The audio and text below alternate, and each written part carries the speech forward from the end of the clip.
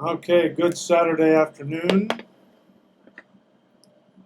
At least that's what it is here right now.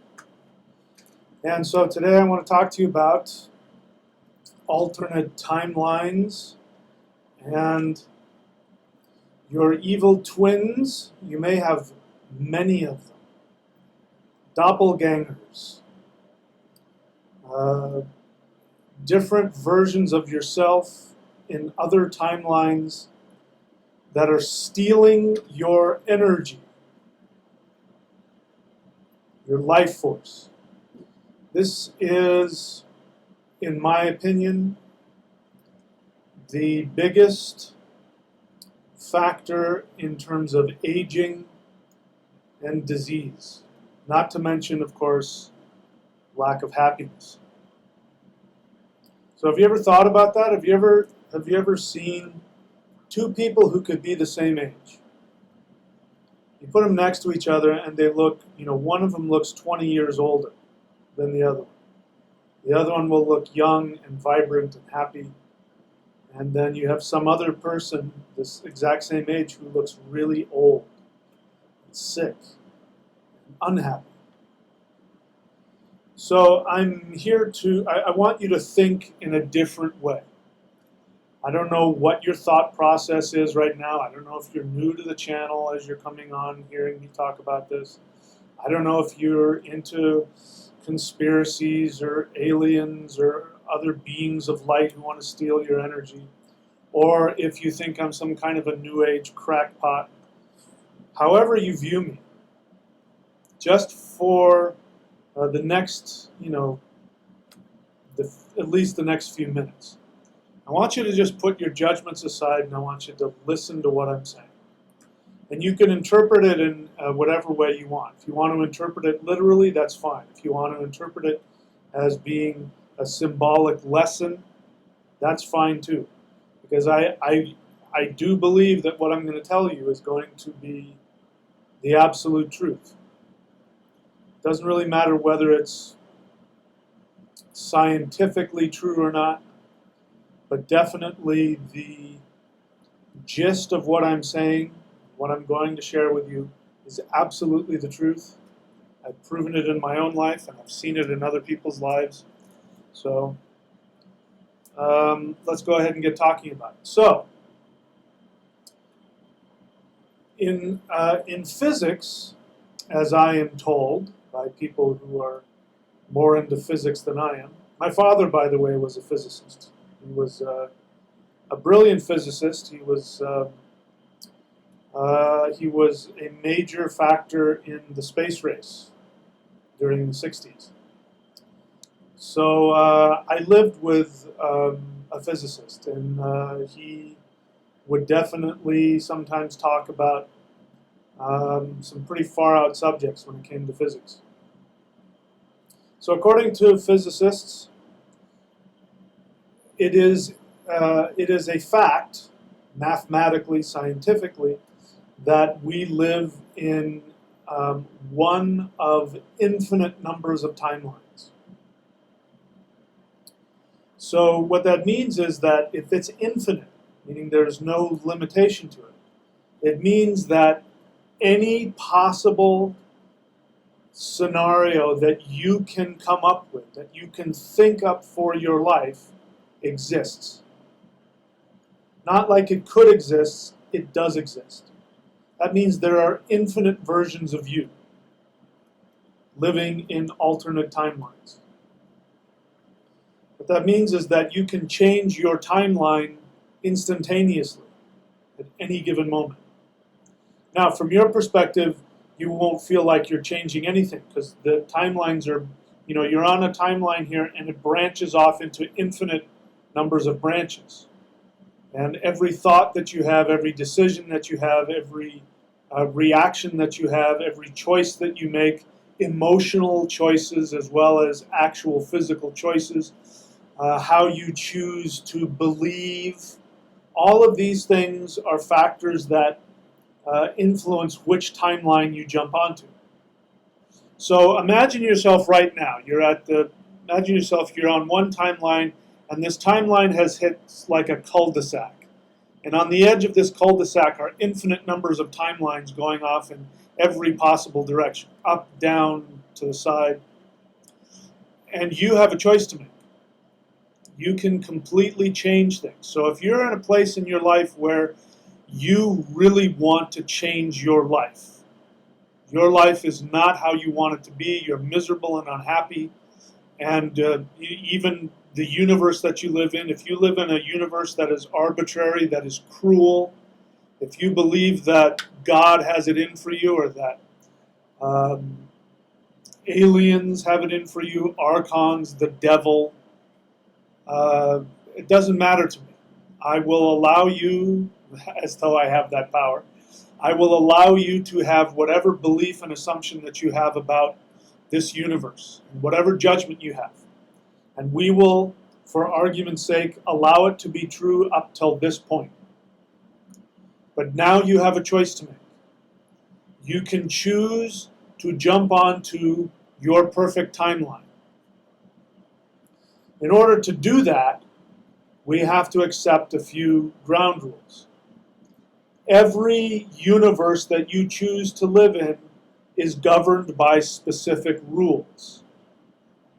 If you are currently living in a universe where you are trapped in a matrix, then those are the rules that are governing your universe. If you are somebody who says, I want to escape the matrix, as you are standing here on the cul-de-sac on the verge of infinite numbers of timelines, there is a timeline that is directly in front of you. And that timeline follows the exact same rules that you are following right now. What most people do is they step directly in front of them onto that timeline. And so from your perspective, it is just a continuation of the same timeline. But what has happened is that you have chosen to step into a timeline where the rules of that universe are that you live in a matrix. If you believe you live in a matrix and that there are false beings of light who deceive you into reincarnating so that they can feed off of you, you will create that exact universe if you just step off directly in front of you. What that means is if you continue to hold on to what you believe, that is the universe that is waiting for you in the next step. What most people don't realize is that they continue to reinforce all of their beliefs about everything, including themselves. And what happens is, it's like, imagine that as you're walking on a brick path, that there are little gnomes or little dwarves that are coming in front of you, and they're placing bricks in front of you as you walk. That's what happens every single nanosecond, that you hold on to the same beliefs and the same assumptions that you are carrying with you right now. Now, it's also important to understand that we have three minds to us. We literally have three souls to us, but for conversation purposes, we have three minds. You have the conscious mind. The conscious mind is what is listening to me right now. You have the subconscious mind. The subconscious mind has a direct connection to your third eye. It has all kinds of information that is just below the level of your conscious awareness, like your address, your phone number. But it also acts as a lens through which you intend your reality. You intend your reality based on all of the beliefs and the assumptions that you carry with you in your unconscious mind. So there's the subconscious and the unconscious. 99% of the time when somebody uses the word subconscious, what they really mean is unconscious. So in your unconscious mind, you carry with you beliefs, attitudes, assumptions that you created, that you chose to believe at some point, whether it was at a year old or 4 or 5 or 6 or 10. At some point you made a conscious decision to believe something, to make an assumption.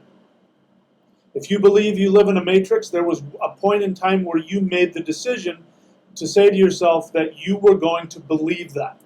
That then became an assumption that went into your unconscious mind.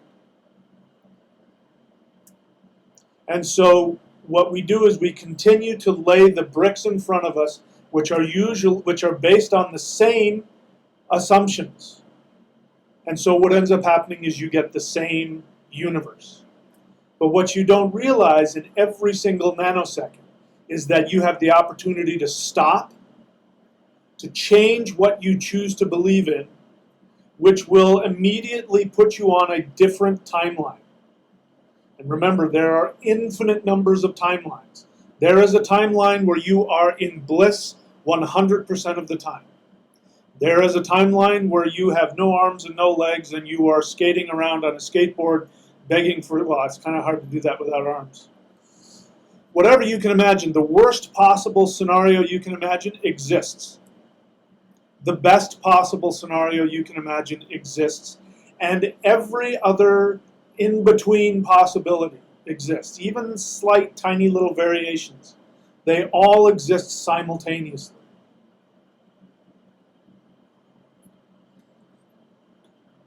So what we're going to talk about today is how alternate versions of yourself, which exist in other timelines, and even in other times, there's a version of you that may be 20 years old, from 1998, that is sucking the life force out of you. The one thing that doesn't exist is that there is not somebody in the future. There's not a future self that is sucking the life out of you. It's always a past self or a present self in another timeline. Now, you don't have to know what they are. Actually, I take that back. You do have to know what some of them are. So, anyway, to recap, in case you're just coming on to the live, by the way, if you're new to the channel, here's how I want you to interact with this live Q&A. I only want your questions. I do not want to have a dialogue with you. I do not care about your opinion or your experience, nothing personal. We just have a limited amount of time. I want to be able to look on the Q&A and only see the questions that people have. If you have a question for me, please write the word question and then write your question out in a way that makes sense. Please make sure that you're using proper grammar and punctuation so that I understand what you're saying. Try to make your questions brief and to the point and have them be smart questions. Okay? So I'm going to come back. I'm going to take a little bit of a break and I'm going to come back and then we are going to talk about how you create, because you create them, how you create energy vampires that are alternate versions of yourself that either exist in the past or exist in other timelines, and that these alternate shadow selves, evil twins, doppelgangers, whatever words you want to use, how they suck the life force out of you, and how having them suck the life force out of you gives you age and illness as well as unhappiness and poverty and everything else. Okay? So I'm going to come back in just a little bit and talk a little bit more, and then I'll take some questions.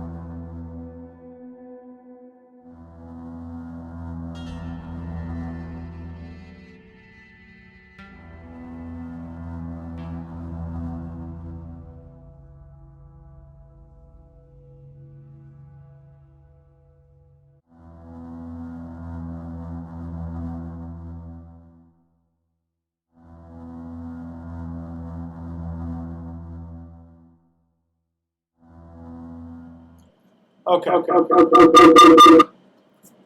So, again, those of you who are just coming on now, I will do a very short recap of what we're talking about. How to identify doppelgangers, evil twins, shadow selves, alternate versions of yourself that are draining you of physical energy. They live in other timelines. As we've said, according to science, which is now just coming around to saying what spirituality has been saying for tens of thousands of years, there are infinite numbers of timelines coexisting in this space all the time. And every single nanosecond that you live, you are making choices which create a timeline for you to go on. You don't see it that way because as you make choices, react to things, take actions, choose to believe things, or continue to choose to believe things, every time you do that, in every single nanosecond, a brick is laid down in front of you, which you step on. It feels to you like time is going in one direction, but you're continuously creating a timeline, which feels exactly the same. If you make a radical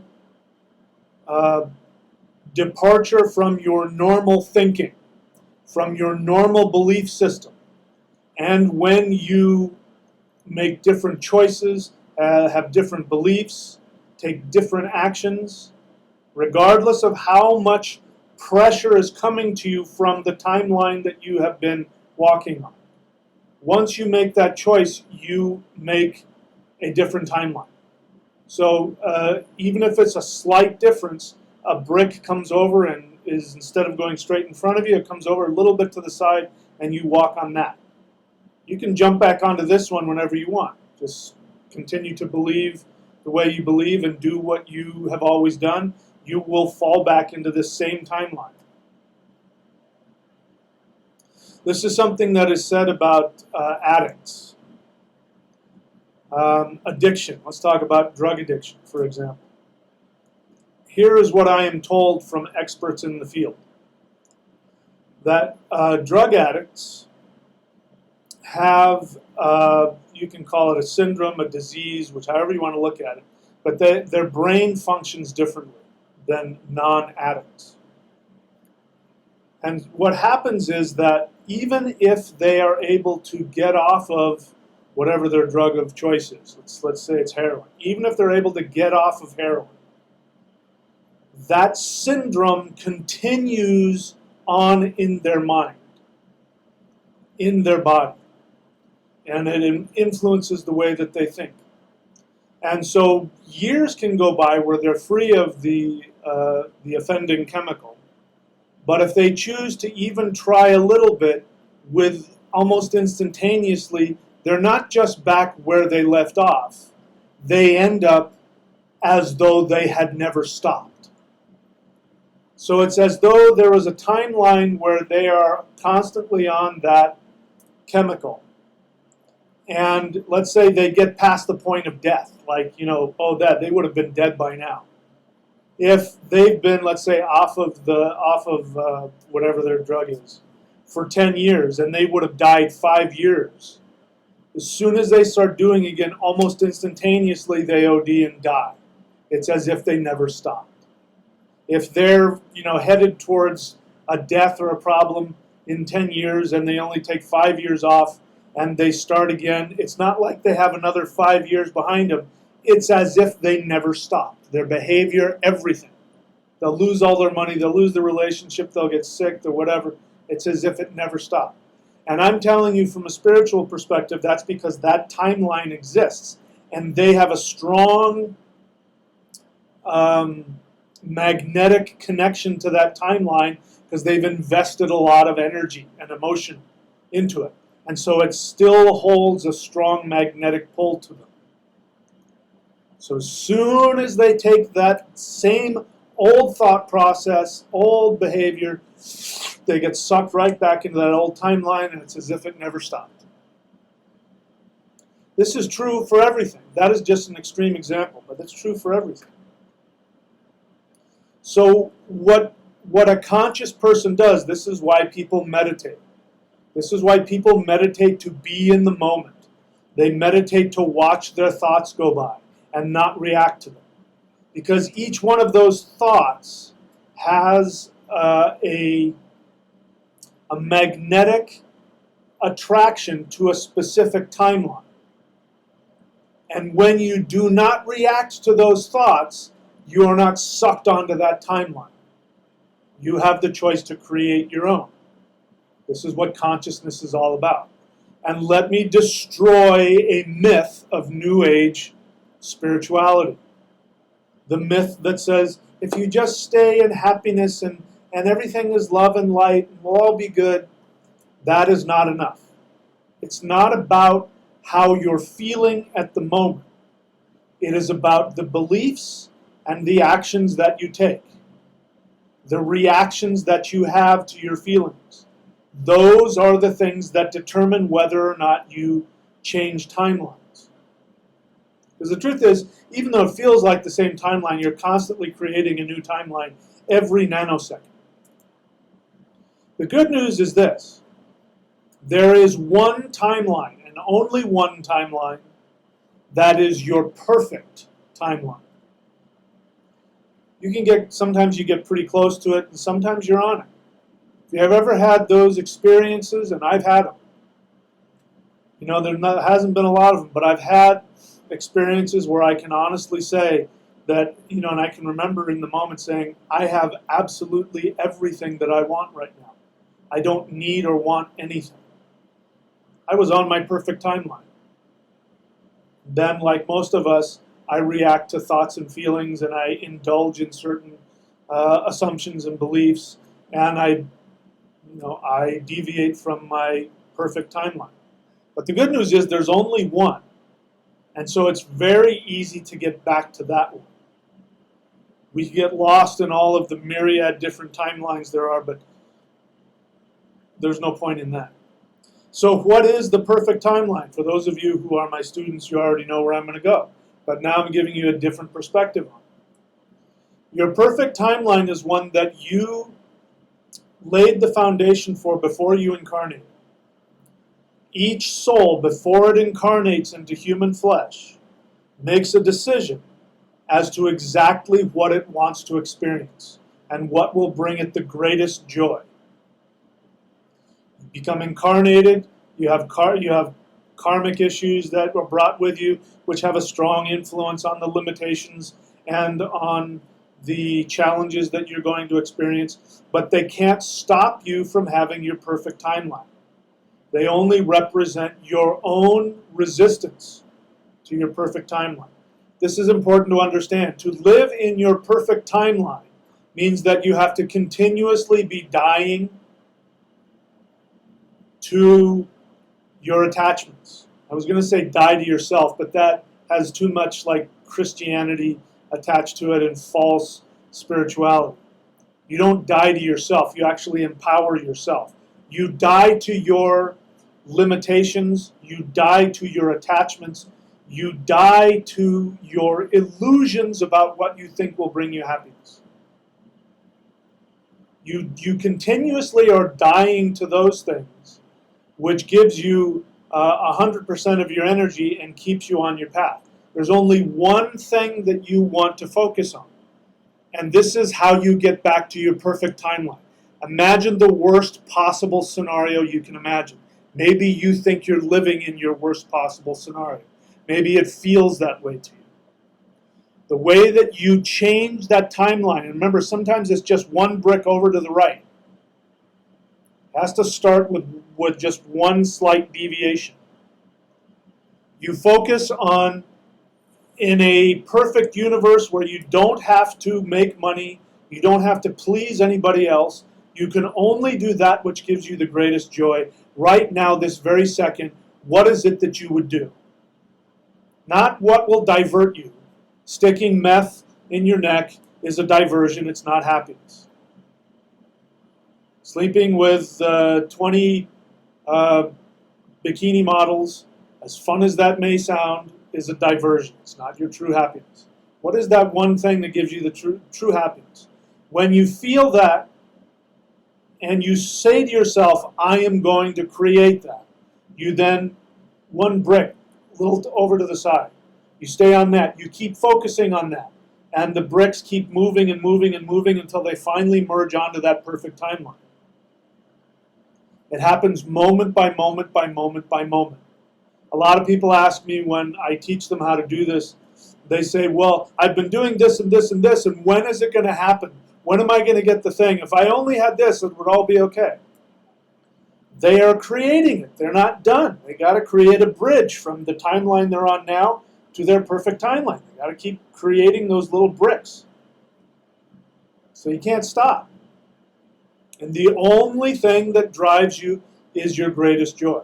Now the biggest trick is to hang on to your greatest joy while dying to all of those attachments. Because here's the downside. Every time you shift your beliefs, you shift your assumptions, you choose to stop believing that you live in a matrix, and you choose to believe that you live in a loving universe. That is a huge shift. That in and of itself will change your timeline drastically. I mean, you'll jump over 1,000 timelines and you'll be in a completely different zone. But remember, the timeline that you've been creating your whole life has a huge magnetic attraction, and all you have to do is just go back to that old belief and believe that you're a victim and you live in a matrix, and you're sucked back on that old timeline again. It's like you never left. So this is where the dying in battle comes. My ancestors said that those who die in battle go to Valhalla. Valhalla is your perfect timeline.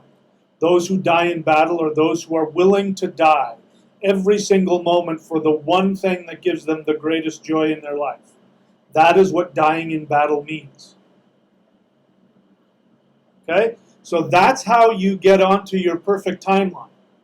We could talk about that for a long time. But what we're going to talk about today is why other timelines and other versions of yourself drain you of your life force energy. So let me give you an example. Remember, every single reaction that you have, which creates a belief, which creates an assumption, which lays a brick in front of you for a timeline. Every single moment that happens. Every time you do that, you are creating your timeline. And we all do it. It's just a question of what you choose to create. So let's imagine that somebody is married. Let's make him a man. He's married and he is madly in love. He has found the ultimate person. He can't live without this person. She is the ultimate partner for him. And they get married and they have a family. And then he finds out that she is cheating on him.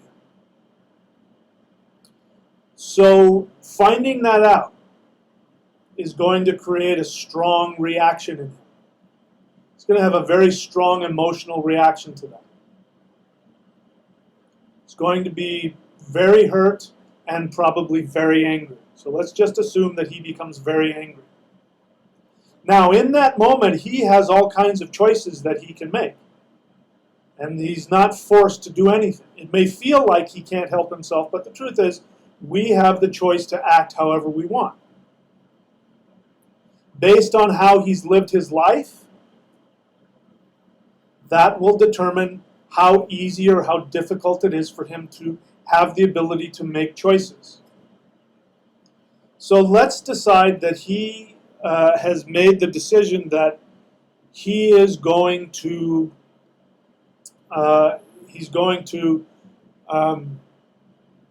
get rid of them, shall we say. He's going to get rid of his wife and her lover.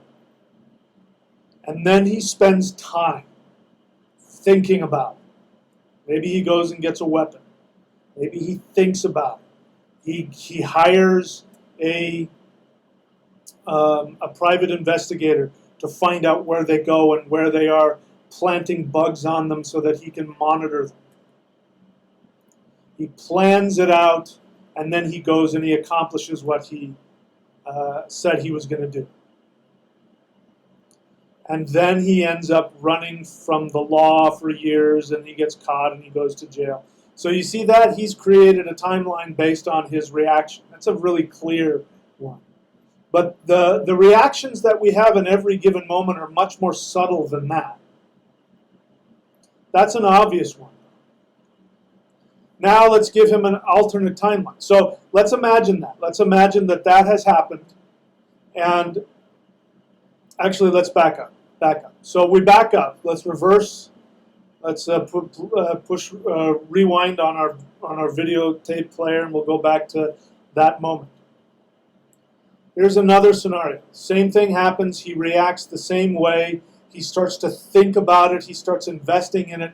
He makes choices. He starts to believe that he has been targeted. She's been lying to him this whole time. You can never trust women.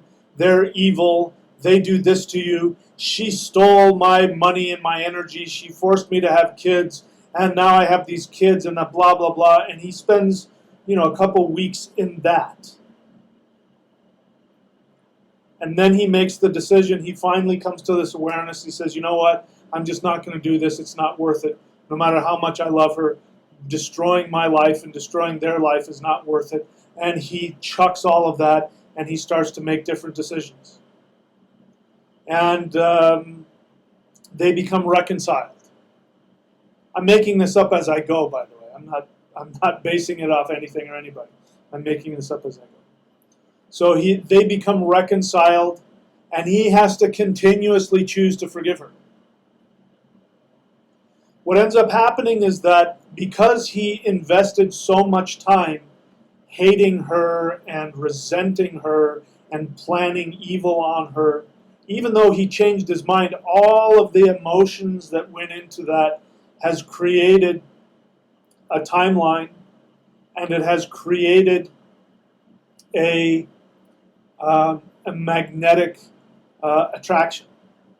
So all that happens is that whenever he starts to go into that place of thinking he's a victim, she did it to me, she did this to me, you can't trust women, I'm going to be alone for the rest of my life, all of a sudden that timeline that he created starts to pull him magnetically back to the other timeline. If he continues in that thinking, he will end up on the timeline that he originally wanted to create. And it'll be as though he never stopped. So what is it that is allowing that other timeline to have so much power? It's actually pulling the life force out of him. Well, this is what happens when we indulge in victim mentality and resentment. When you feel sorry for yourself, whenever you say, if only this and this had happened, or I remember when so-and-so did this to me, my father said this, my mother said that. I'll give you one in my life. I've shared it before, but this is one I'll never forget. Maybe I just not created a timeline. This is one I've had difficulty forgetting. You see how I changed it?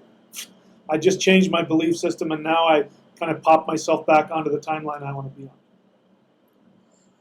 on. It has been in the past difficult for me to forget this. I was in college, and I was a freshman in college, and I had been given the lead role in a main stage production, which where I went to school was a big deal. It was UC or Cal State Fullerton. And they only gave main stage lead roles to graduate students. And I was a freshman. And I got the lead role. It pissed everybody off. And anyway, it was a big deal for me. And my parents came to watch the show. And as I was in the dressing room and I'm putting on my stage makeup, I hear the dean of the department, the dean of both the graduate and the undergraduate acting students, say to my parents, "Oh my gosh, you are so lucky. Michael Denny is such an amazing actor. He has such an incredible future in front of him. I've never seen anything like it. You should be so proud of him." I thought to myself, I finally I'm going to get my parents' approval. They're going to love me and accept me. Did the show, it was a standing ovation, blah, blah, blah, not a dry eye in the house. Go and take my makeup off, and I'm excited to go out to dinner with my parents after the show, and we're riding in the car. My father says to me, well, you're not there yet. We get to the restaurant, dead quiet. My mother sneers at me and she says, so why do you do it? Is it for the applause? You can imagine, totally devastated. Now that's something I have had difficulty forgetting. And there have been many times in my life, especially as I was in Hollywood auditioning for movies and film and running a theater company, that I would remember that. And with rage and with anger, I would say to myself, I'm going to prove to them. I'm going to become so rich and famous, and I'm going to shove it back in their face. Because what they said to me, and then, of course, that didn't happen. And then I said to myself, well, that's because of that. If they had been different, I would have made it, but they didn't believe in me. And every time that I did that, I pulled myself back onto the timeline where I created poverty and misery and, lack of success and whatever else you want to put on. I've since changed my beliefs about pretty much everything. And since I have done that, since I have chosen to believe, and I continue to choose to believe, even things that aren't in front of me. Like now it's easy for me to say, yes, if you take action on your soul desire, you'll have all of the finances that you need. That's because I have all the finances that I need right now. And that's because I've taken action on my soul desire regardless of the difficulties in front of me. But even more than that, when I was in my mid-40s, I was in a lot of physical pain. I had tendonitis, I had back spasms, I had neck pain, I had injured knees, I had all kinds of problems. I was really out of shape, and it was horrible, and I thought I was getting old. And then at age 49, I said, I refuse to get old. I'm still in all kinds of pain. I said, I refuse to get old. I'm too young, and I'm not going to do it. I refuse to do it. And I'm going to do this, and I'm going to do this, and I'm going to do this. I'm going to hike in the mountains. I'm going to surf. I'm going to lift weights again. I'm going to be healthier than I've ever been. I had no idea how that was going to happen. Everything in front of me said it wasn't, and now I am. I can honestly tell you that I have more energy. I feel better. I'm stronger. I'm healthier. I'm faster than I was 15, 20 years ago. So I've proven it to myself. Every time you change what you believe and you take action on it as though it really exists, that timeline continues to be created. But when I was in pain and when I was sick, it was because I kept on replaying those old moments. And I kept on reinvesting in believing that the universe was against me, that blah, blah, blah, whatever it is. You have your own. Maybe you believe that you live in a matrix. Maybe you believe that beings of light are sucking the energy out of you and forcing you. Maybe, I don't know what you believe. But every time you choose to believe in that, you create that. So, this is what I'm here to do. This is what all this stuff up here is here to do, and I'll go through it with you.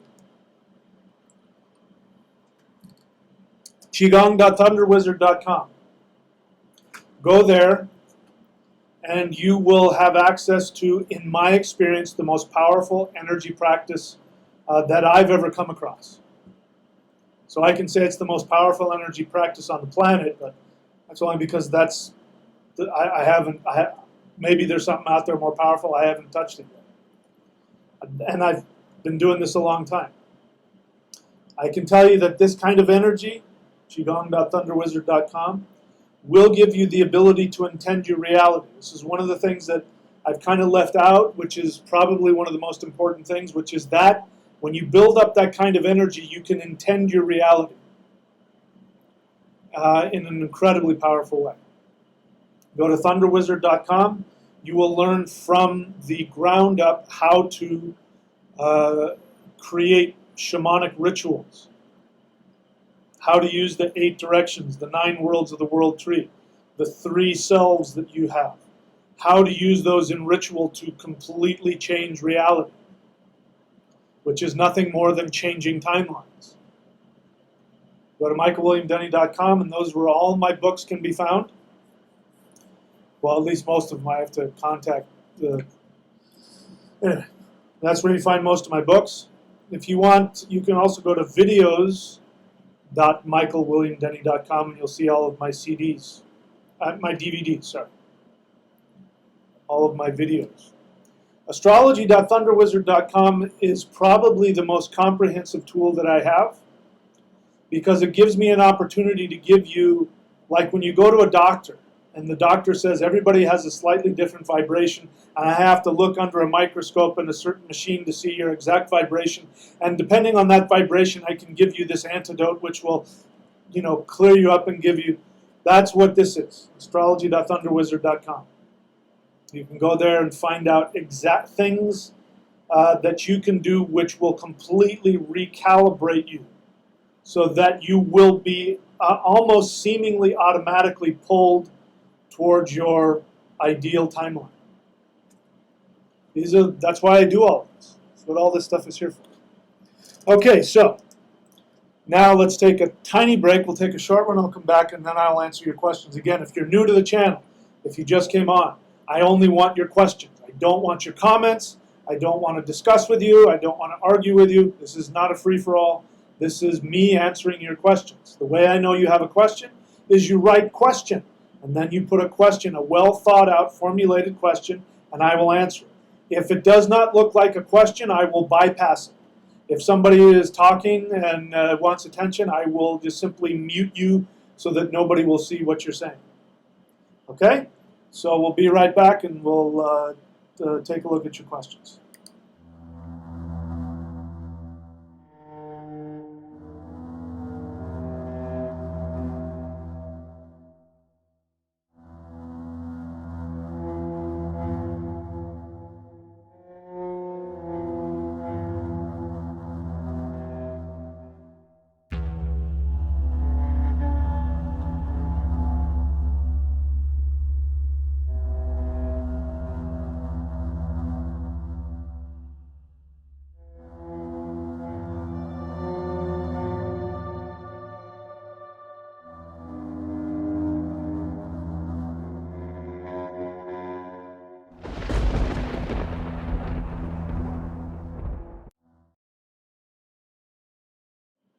Okay. I told you it'd be quick. All right, let's take a look and see what kind of questions we have. All right, so grab your ankles. You're new to the channel. I'm only interested in your questions. Please refrain from any comments or any discussion that doesn't involve a question. Jedi Black Knight question, do you practice any sleeping Qigong? I believe you've asked me this at least once, I think maybe a couple of times. I have done sleeping Qigong type things before. The way that I've done sleeping Qigong is that you practice your external Qigong a lot. What will happen is you'll do it in your sleep. If you want to learn how to, what do they call that? Lucid dream. You can lucid dream, and you can choose to teach yourself Qigong, and you can do things like in lucid dreaming decide that a teacher will come and show you an advanced technique or teach you how to maximize, or if you're having trouble learning how to do a certain posture, you can intend for a teacher to come and fix it for you. By the way, if you don't know anything about lucid dreaming, I'll tell you how to do it. It's real simple. It's not easy, but it's very simple. What I want you to do is to get a watch with a digital time face, not a chronograph or whatever, not with the 2 hands, but with the numbers, an LCD or whatever, and wear that all day. And get in the habit of checking your watch as every time you can imagine. Every time you can think of it, check your watch. And what you're looking for is you're going to look to see that the numbers make sense. You know, 12:57, 1:32, whatever it is. Because when you're asleep, when you look at a digital watch, the numbers don't make sense. They kind of morph and they're not normal. And that's how you know you're dreaming. Because what will happen is whatever you do, whatever you make a habit of doing in your waking life, there will be a point in your dreams where you will do that. Because part of what happens when you sleep is that your brain is taking all of the experience that you've had in that 16 hours or whatever it is, and it starts to get rid of, you know, the superfluous stuff. If there are things you're trying to learn, you'll dream about that because you're trying to learn how to do it. But if you don't know that you're dreaming, you think it's just, you're just going through your day. You don't realize you're dreaming. In fact, most dreams are like that. They don't make sense, but you're not quite awake and you're just sort of like, well, that was kind of weird, and you morph into the next dream. But when you do that, and if your intention is to see what the numbers are, when you do it, and you will do it when you dream, at one point you will go, holy crap, I'm dreaming. And then you'll feel this huge, like everything will sort of come into really crystal clear focus, and you'll feel this power come around you. And then you'll be able to do whatever you want. If you want to fly, you can, whatever. And then you say to yourself, you know, I call to the masters to teach me Qigong. They'll show up and they'll teach you.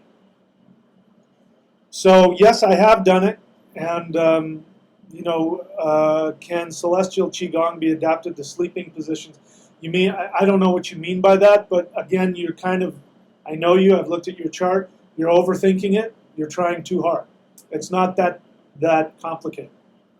Just do what I've suggested, and then you can achieve that. Okay? All right. Jedi Black Knight question. Can celestial Qigong be used to heal other people? Of course. Do you plan to make videos on this area? No. Because here's how celestial Qigong works.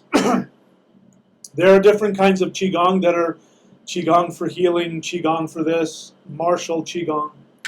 This Qigong is, will serve whatever function it needs to serve. And people ask me, they say, if I practice your celestial Qigong, what powers am I going to gain? And I'm like, I don't know. I don't know what you're destined to learn. It's going to release within you whatever powers are latent, whatever you are destined to master. So don't, you know, the only thing that I would recommend is I recommend you to do what I'm suggesting, which is learn how to stay in the moment and to recognize thought patterns and beliefs that are draining you of energy. And then I would recommend that you use that energy either while you're doing it or afterwards when you're closing down to focus on bringing about your greatest desire, your greatest happiness. It's a very powerful way to do that. All right. So Robert Talley, it looks like you're new to the channel. Welcome. Again, I'm only interested in your questions. I'm glad that you have an experience, but I really don't need to see that. All right. Crone Woman Walking, she has given $5. Thank you, my mother, for that. She asks a question. How can Thurisaj hand seal and Thor's hammer help us with sabotaging doppelgangers? Just by doing it. You don't need to know how, just do it. And then she says, it helps my suicidal ideation better than meds. I believe that. If you're not familiar with that, you can go onto my channel. I believe you can. You can type Thurisaj Mudra meditation, I believe. You know, there's a lot of meditations on here that under normal circumstances you would have to be initiated into a secret sect, and you would have to train for years and get the teacher's permission to learn. This is one of them. So whenever anybody comes onto my channel and complains about I'm charging money and this and that, I just think to myself, there goes somebody who's determined to be poor and disempowered, because if they had just simply been open-minded enough to go onto the free channel and watch as many videos as they could and find and start practicing what I teach, they could have stumbled onto a forbidden, very high-level practice without ever knowing. But that's, again, that, you create your reality based on your assumptions.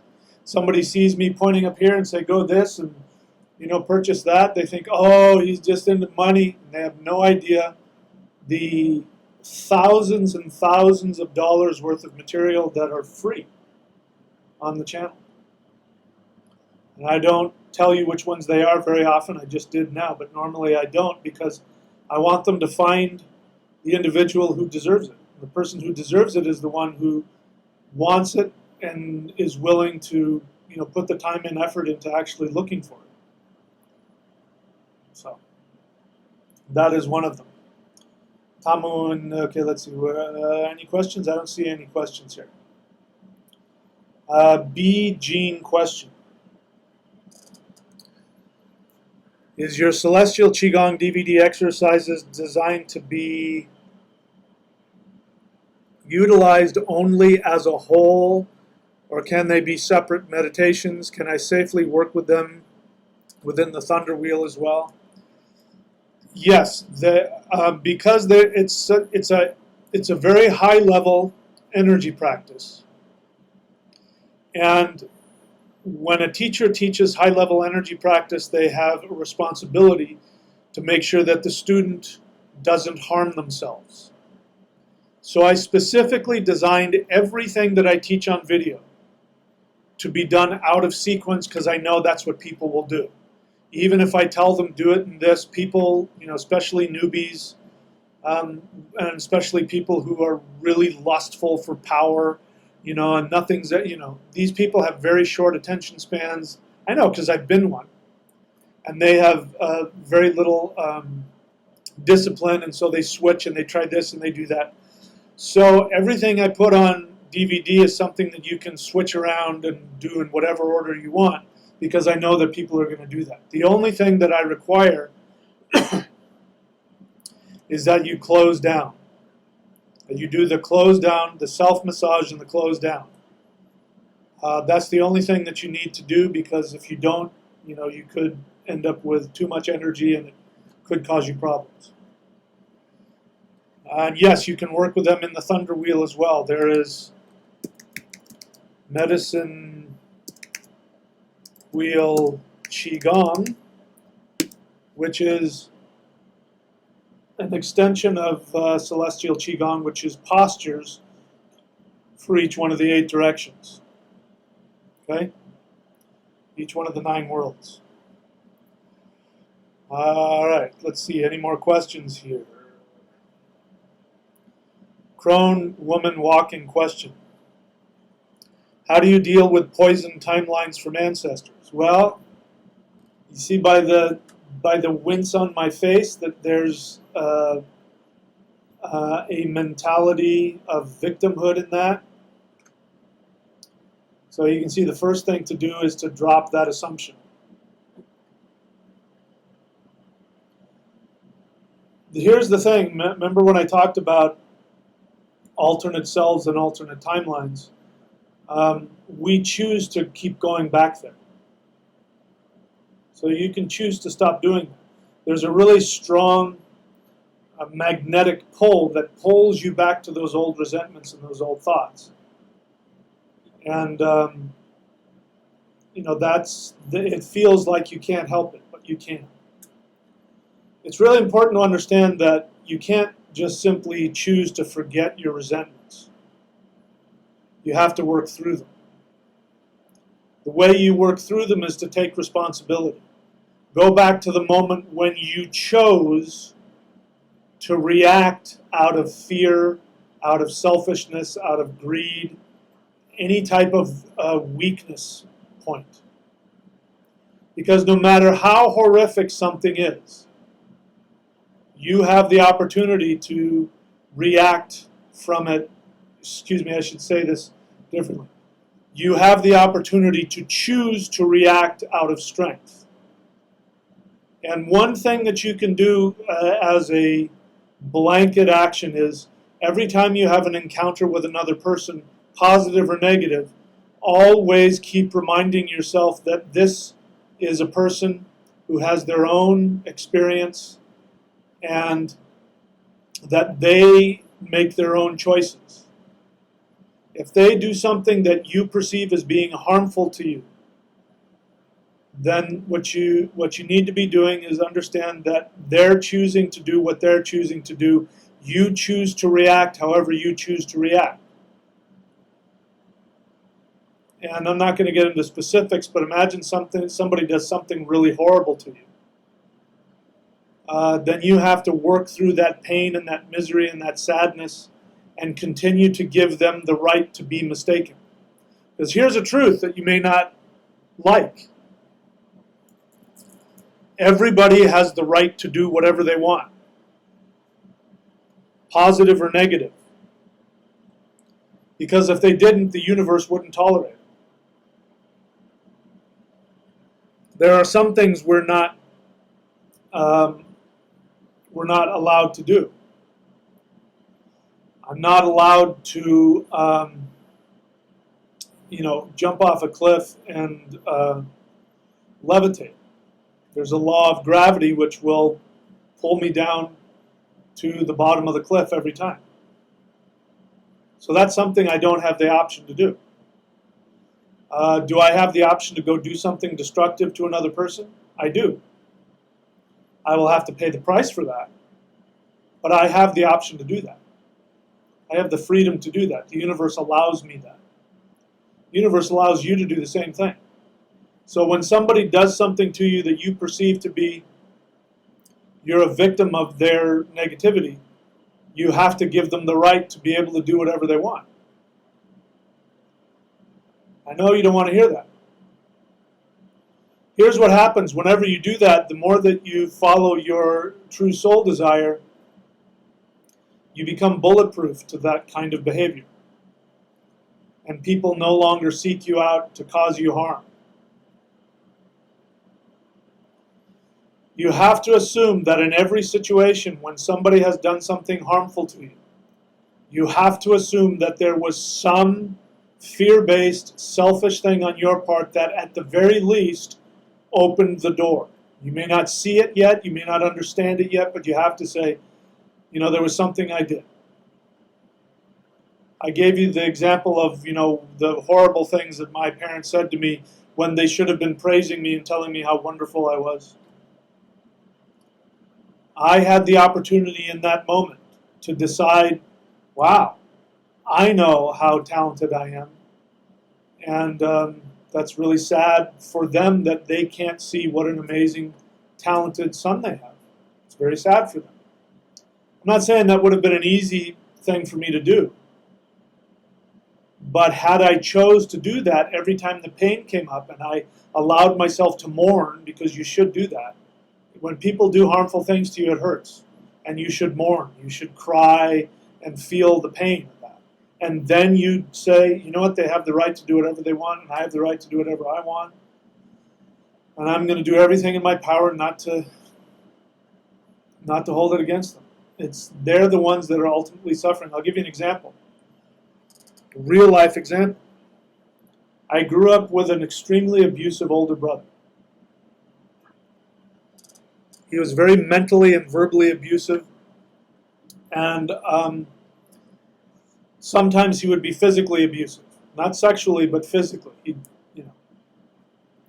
crack me over the head, or But what he did most of the time is that he was 5 years older than me, and he was twice my size, and he used to constantly, emotionally and psychologically, terrorize me. I was always afraid I was going to get the shit beat out of me at every given moment. It gave me PTSD.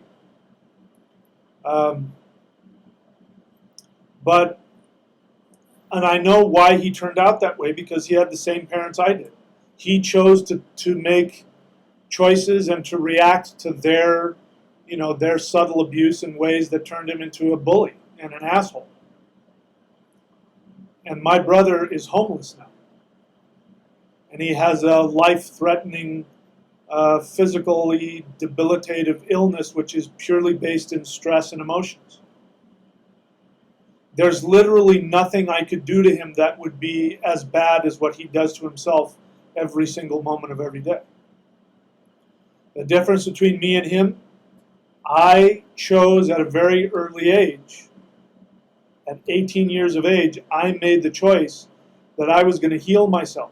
And I went to therapy, and I went to self-help groups, and I started practicing spirituality, and I've done all the things that I've done. And I cut myself off from my family, and I said, you know, I'm not going to let them be a part of my life. I'm only going to let people in my life who have earned it, who have earned the right to be my family and my friends. And so I created a very different trajectory. He stayed at home. He stayed at home up until just before my mom died, and he had nothing. And I have no resentment towards him. I don't have pity for him, because I've seen him make all the choices, so I know he's chosen to be where he's at. I wish him all the best, but that's the perfect example of two diverging timelines. Had I chosen to stay victimized by him, I can promise you I would have become a very violent person myself. Probably would have ended up in prison. I might have ended up getting myself killed. So at every given moment, no matter how much you think somebody has victimized you or the world has victimized you, in every single nanosecond you have the opportunity to change how you want to react to that at any given moment. Now, maybe you don't know how to do that. That's where people like me come on. You ask for my help or somebody's help. And I will teach you how to do it. I will be that person who can stand objectively to the side and help you see what you can't see. But regardless of that, you can choose. You can choose every single moment to change timelines. And it's going to because the magnetic pull from the timeline you've been creating is so strong, it will feel like it's impossible, and you'll feel like going one step and then giving up. But you can't. In every single moment, you have to continue to choose to go after what gives you the greatest joy. So really, the only thing that pulls you out of that magnetic pull is the joy. And whenever you can ask yourself, what is it that I want right now in this moment, the one thing that will give me the greatest joy, that joy pulls you further away. But you have to take action on it. You have to take irreversible action, and you have to be willing to die to achieve that. It's the only way out of it that I know of. All right, let's keep looking at the questions here. So, Timpani, what happened to you? Where'd you go? So, Timpani, question. Can work in ritual mantra to release attachments to the past occurrences, such with the story of the man? Will this then break the magnetic frequency to the multiple timelines? Okay, I think I just answered that, so great question. Yeah, the best way to work with the unconscious attachment, because you do. Unconscious means you're not aware of it. So you can't look me and say, if you're miserable, if you're broke and sick and miserable and you hate life, you can't look at me and say that you don't have unconscious anger or you don't have unconscious this. Because I can tell by your life that you do. We all do. You're not aware of it. So when we use the word unconscious, it means the things you're not aware of. In fact, it's impossible to become aware of what you're not aware of, unless you change your actions, and then all of a sudden you become aware of. Oh yeah, that's how I kept on feeding into that. Oh, wow. So what I'm capitalizing here on her question is ritual. thunderwizard.com or astrology.thunderwizard.com. When you combine celestial qigong with ritual and mantra, you have, in my experience, the most powerful tools available to reformat your hard drive so that you can pull away from that magnetic pull of those alternate, less than desirable timelines. That's what they're there for. Jane Jones' question, how do we stay in that place of perfection and bliss? Continuously get into the habit of asking this question. If I didn't have to make money, and I didn't have to please anybody else, and I only had to do whatever it was that made me happy, no matter how unrealistic, unreasonable, or silly or stupid, what is that one thing? When you feel it and you feel the joy, you keep asking yourself that question and you keep taking fearless action towards it. In every moment that you take fearless action towards it, even though you don't feel that joy anymore because now you're scared to death, you keep taking action. You change timelines. This is important to understand. It's real easy to ask that question and then feel the happiness of, oh yeah, what I want to do is be a dancer or whatever. Then what ends up happening is when you go to take action on it, all your fears jump in, and then the parents in your head jump in and say, but that's not realistic or that's stupid. And then you say, well, maybe I don't have to be a dancer, but maybe I can work at Walmart and dance on my break. And you make these kinds of compromises. I call it compromise land. You can't live there. There will come a point where you can't feel the joy anymore and you don't know why you're doing it, but you made a decision to do it and you're going to stick with your decision and you're going to do it anyway. That's where things really happen. So to ask your question, how do you find that? You find the bliss. Once you find the bliss, you make the decision and then you just go after that decision whether you feel it or not. Bill C. question, is there a Qigong practice I could do while walking? No. If you're going to walk your dog, walk your dog. You're in compromise land. I got nothing against walking your dog. You can breathe and meditate and enjoy. Qigong is its own thing. So put the time and effort. Treat it like the valuable practice that it is. Don't treat it like, can I do Qigong while taking a dump? Treat it with respect. Cosmo Joe question. Can we intend our reality from lucid dreams? Yes, but why are you asking that? I dreamt I was doing that last night after, that's why you're asking. I dreamt I was doing that last night after my heaven-earth ritual, literally trying to overwrite my life with a better, perfect. That means it's working. That means that everything you're doing is working. Forgive me, I was about to do my normal thing and beat you up, but nope, you're on track. You get an A+. You win the best student of the day. And congratulations on Cosmo Joe, because I give him a hard time. And I'm doing it because I want to help him. But I give him a hard time for overthinking things, and he keeps coming back no matter how hard I humiliate him. He still keeps coming back, and he's doing it now. So I'm not here just to beat you up for the sake of beating you up, whoever's listening. I'm doing it because I have a limited amount of time. If I have you on the phone for an hour, I can be a lot more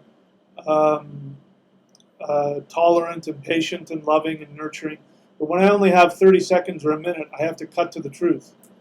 And I have to tell you what I see. Cosmo Joe keeps coming back, and I admire that ability. You've shown a real gift there. Keep it up, whatever you're doing, keep it up. Skyclad Faye question. Is it important to have your feet directly on the ground when practicing any of your suggestions? No.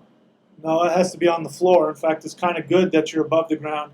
Like a wood floor is great, but whatever floor is whatever floor. So your feet are on the floor, so don't worry about it. You're fine. Jane Jones' question. Can one use crystals for changing the auric field? Yes. But that's sort of like saying, can I use vitamin C? Can I use one vitamin C tablet to get rid of stage 4 cancer? It's not going to hurt, but you're probably going to need a lot more than that. And I sit here with all kinds of crystals on my body, so I like crystals. But Jane Jones, that sounds to me like the kind of question somebody asks when they first come on the channel.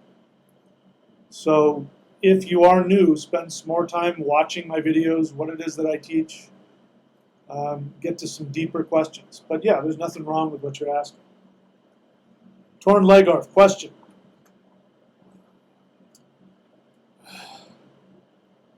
Would you be down for an open discussion like through Discord for an online YouTube hangout? We're all getting to know each other and it would be like a virtual picnic. I don't know what you mean by that. You mean like through Discord? You mean do I want to argue with people about shit? No. Look, I am totally full of myself. I am totally full of myself. I'm not going to lie to you. I am only interested in sharing my experience and my opinion. I have no interest in getting into a free-for-all discussion, intellectualized with. I don't want to do that. If you guys want to do that, go for it. I sure as hell don't want to do that. I have these things that I need to get out, and by you asking me questions, it helps me through verbalizing it, crystallize and understand it better so that I can teach it better. But no, in terms of a sit-around free-for-all, let's all go have coffee and you tell me what you think and I tell you what I think, I don't want to do that. Nothing personal. Like I said, I'm just a selfish guy with a limited amount of time who's full of himself, and that's why I do this. So, let's see, what else? Ginunga Greg, question. When a soul goes to the underworld, does it recall all of its timelines? If I don't know the answer, I don't know the answer. I would assume that it may have the ability to do so, and I think it probably, your guides will be there with you and will help you focus on what you need to focus on. That question, even though I don't know you, at least from your name,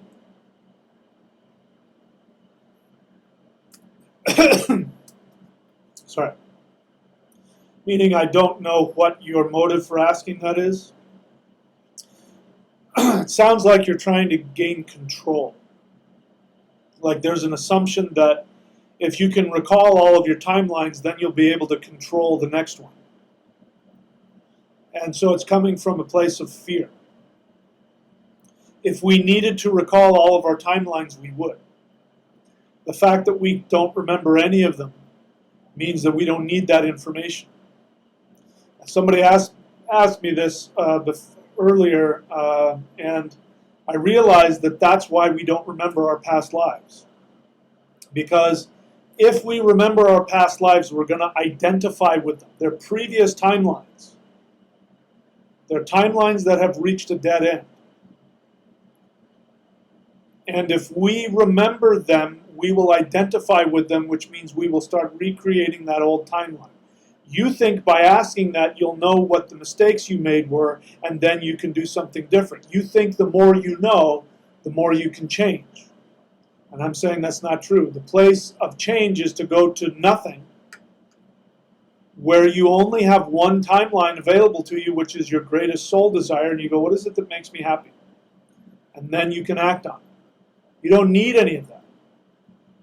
You don't need any cheat sheets. You only need your joy. That's it. And that's the whole point. You wipe the slate clean. You choose to wipe the slate clean every time you become incarnated so that you will hopefully realize that the only thing that matters is what makes me happy. So let's go do that. Forget about the rest of it. And then when you do that, you achieve Valhalla. You don't have to come back. Skyclad Faye question. What's your take on cursing the enemy like they do in voodoo? I think it comes from fear and it's a waste of time. Does the Vedic or Norse mythology have anything on this? I'm sure that there were Norse magicians that were well steeped in curses. I'm sure there are Vedic magicians who are well steeped in curses. There are Taoist magicians who are well steeped in curses. There are Native Americans who are well steeped in curses.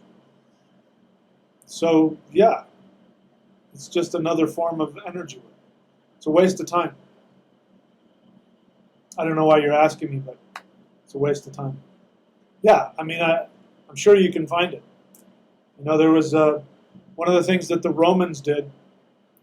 We know this because you can still, it's still there. Like some of the walls that were built during the Roman period, they would take sheets of lead and they would draw pictures of people, and then they would write curses on it, and then you can see them using like a stylus or a stick and like slashing through the person, and then they'd fold them up and stick them in the walls of the city.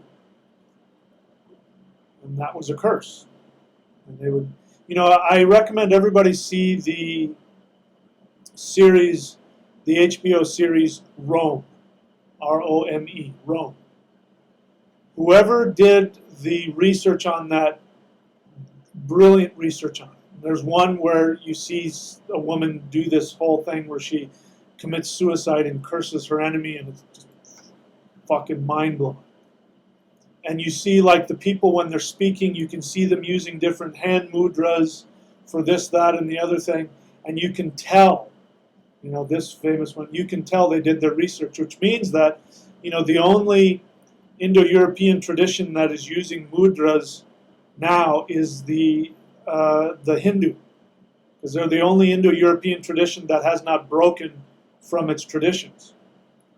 But there was a time when people used them all the time. They'd be talking and they'd be, you know, if they wanted to make a point, they would do this, or they would do this, or they would do this, or they would talk like this, or like this, or like this. And, you know, they're mudras.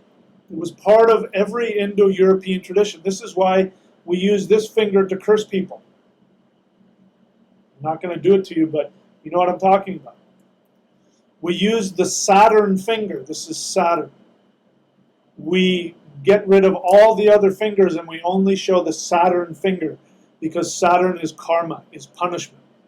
And when you flip somebody off, what you're saying is, may Saturn bring your karma down on your head.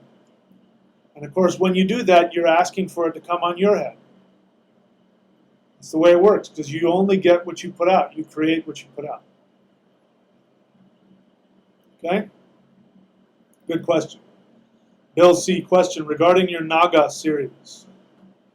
NagaConspiracy.com. Regarding your Naga series, is it your actual experience?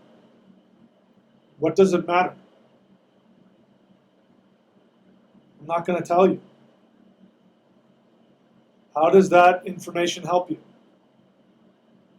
If I say, yes, that's my experience, then you're going to either choose to believe it or disbelieve it. Then you might say to yourself, well, I have to be exactly like him, maybe. If I say, no, that's not my experience, then you're going to go, oh, well, it's just symbolic. It doesn't mean anything.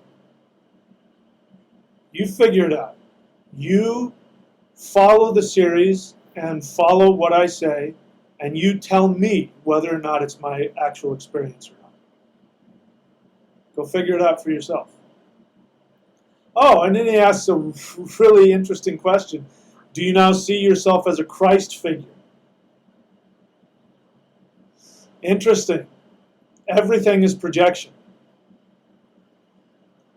So Bill C., what you're saying is that if you were to absorb what I'm saying about myself, and if you were to see yourself that way, you would see yourself as a Christ figure. Which tells me that you still have some issues and some assumptions about Christianity or Christian dualist assumptions. Because that's interesting you asked that question, because I never said anything like that. I never once said anything like that. So you need to keep watching. It's a great question. You need to keep watching and you'll find out. What I say, I'm not going to answer that question either. I'll tell you later on. Or maybe I won't.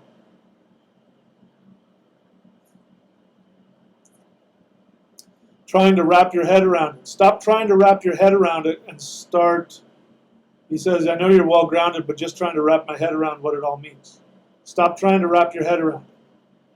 It's not meant to be taken that way. In fact, It says very clearly in there, Vritra says, you must listen with your blood. It doesn't say anything about listening with your head. So let it transform you. Listen with your feelings. Don't try and figure it out. You're not supposed to know what's going on here. Great question, though. I appreciate the question. Bo Gorman question, is it possible to change timelines to where a specific person is different? Why are you worrying about somebody else? You've got the wrong assumption. You're still operating from the assumption that other people have power to influence you. They don't. The only power that people have is the degree to which you choose to react to them. We all do it. I'm not faulting you for it. I've done it. I keep sharing with you the experiences of my life. So I'm not trying to judge you for it. So to want to change the timeline to where a specific person is different, and you're already worrying about violating their free will. So you are really, on the one hand, you think other people have power over you, and you're worried you're going to gain power over them. This is, again, comes from Christianity that says there's a dualism. There's a good and a bad, an up and a down. There's God the Father, and then there's false gods.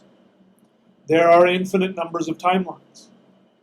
Everybody in the universe, all consciousness in the universe has its own self-empowered life.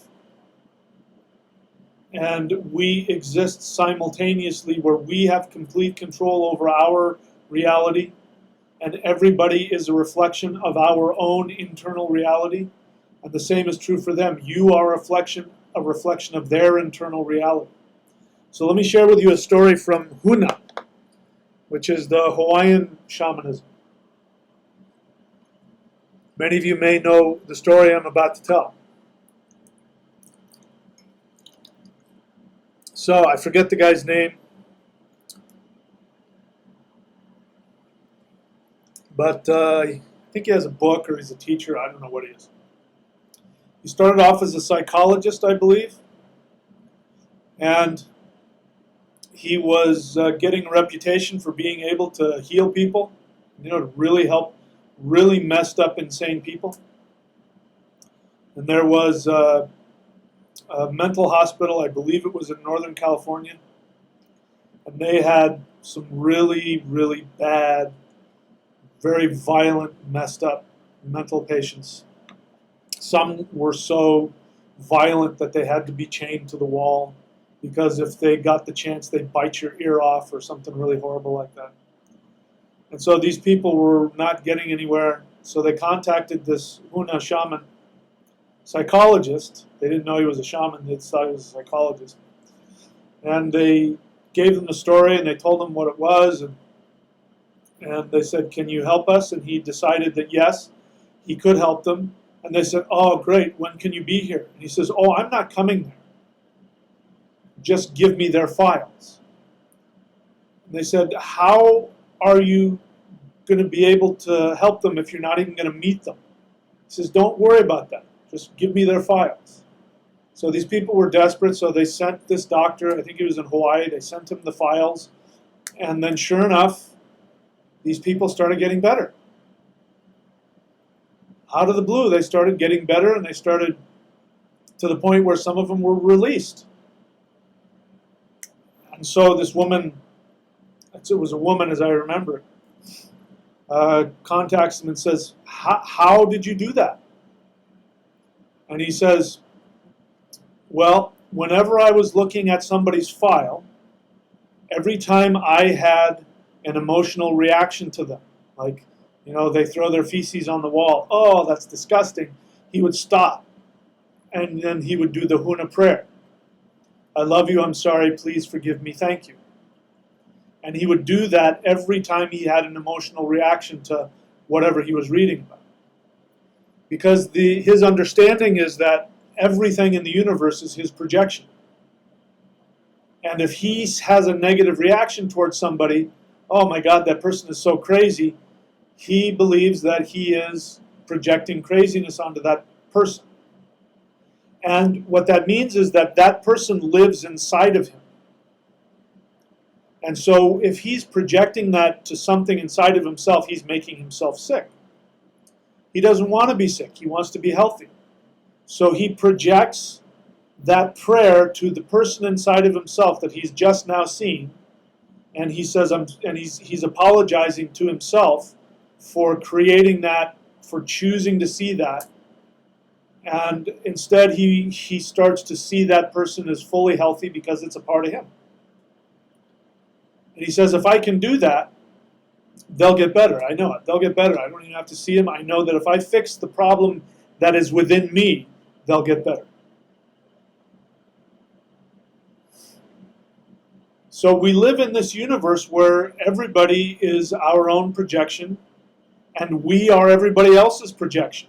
So if you're crazy and you're miserable, there might be somebody out there who has that judgment about you, and you've chosen to accept it.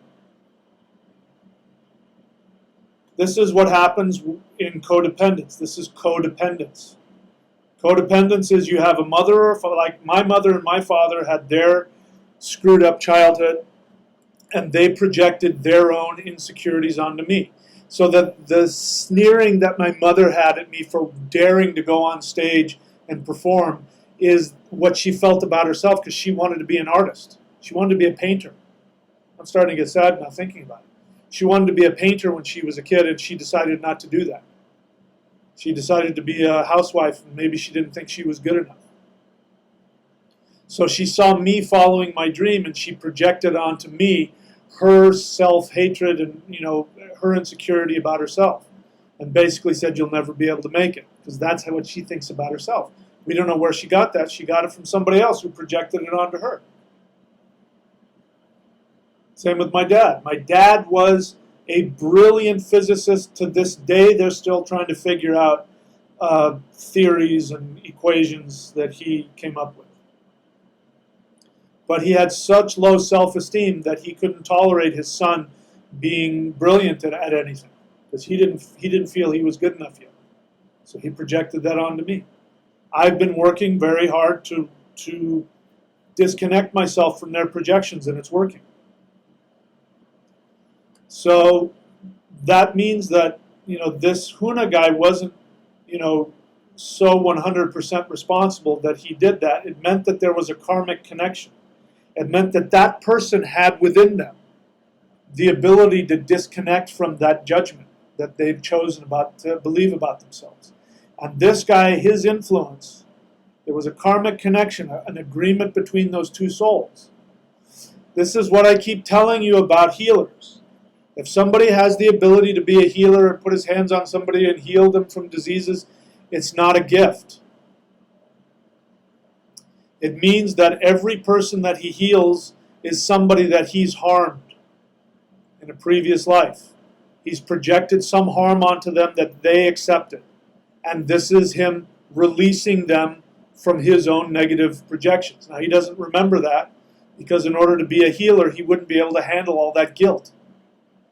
So instead, he comes into this lifetime, he's got a memory that's swept clear, doesn't remember anything. All he knows is he has this healing ability. He can't heal everybody. He can only heal those people who he has harmed. So if there's a healer out there who heals thousands and millions of people, that's somebody who's caused a lot of harm to a lot of people. And he has to recalibrate and get get his energy back from them, and vice versa.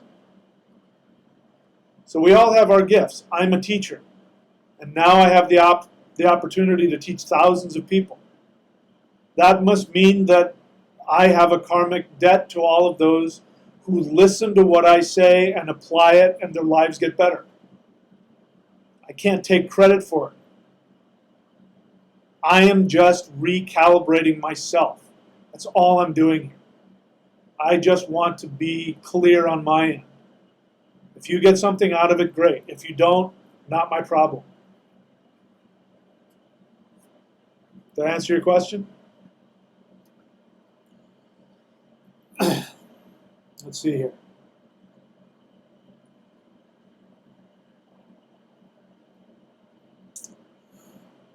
All right, so I just answered the one about violating free will. Torn Legorf question. Are there times when okay, so you mean shaman plural. So shaman plural is shamans. It's not like the word man and men. People write shaman and shaman, but no. It's shaman is singular, shamans is plural. So you're asking, are there times when shamans work in concert with each other? What are you asking me that for? It sounds like you have the answer to that question. I'm sure there are. I don't know why you're asking that question. You know, when you ask me a question, and I'm not talking just to you, I'm talking to everybody. It's good to operate from your emotional awareness. What is it that you want to know about yourself? Are you asking, are there times when I can work in concert with other shamans? Or I feel a strong connection to other people? Or I want to be in a community and work with a community? Or I wish you would work with us. Are there times when shamans work together? Well, you should work with us. That's what I hear in that question. You're trying to set me up for what you want. Could be wrong, but that's what I hear. Be vulnerable, ask from your emotions. Don't make shit up in your head and operate from your head. It's destructive. Here's something you don't understand. One of the reasons I react so strongly to people's intellectualizations is because it feels like it feels like violence to me. Because I know when somebody's trying to control me. Now, you're not trying to control me. I'm not saying you're doing that in this question. But specifically, like when people ask these kinds of questions, like they go, so if A plus B equals C, then therefore we should blah, blah, blah, blah, blah, and I think this, what do you think? And as you see, I respond very harshly to those kinds of questions because I'm being controlled, and I don't like being controlled. That's somebody who's not operating from their emotions or isn't even aware of what their emotion is. Like, I'm scared of this. I feel this. I wish I had that. How can I get this? If you operate from an emotional standpoint, you will always have my love, my respect, my nurturing, and my help. I will always be there to help you if you're operating from your emotions and your owning them. Always. If you operate from your intellect and I feel like you're trying to manipulate me, whether you're doing it consciously or unconsciously, I'm always going to react in a direct and a harsh manner because I'm protecting my boundaries.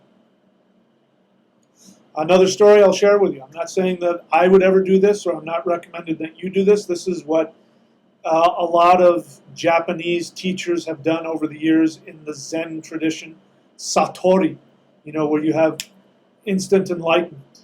And teachers they'll slap their student. They'll be talking about something and they can see that the student is on the verge of having an enlightenment, and they'll slap them across the face. Western guy, psychologist, he's dead now. He's had some great books. This was in one of his books. He's walking in the garden with a Zen master, and he's really excited, and he really wants this guy to, he wants to impress this guy and be friends with him. And as a teacher, I understand it, because when people try and do that to me, I have the same feeling, although I don't do it exactly like that. So he's walking and he's talking about this and that, and here's what I think about this and the beauty of that and that. And the monk is staying silent until he stands in front of him and slaps the guy across the face so hard he splits his lip open, and he says, "Stop walking around in my mind with your dirty feet."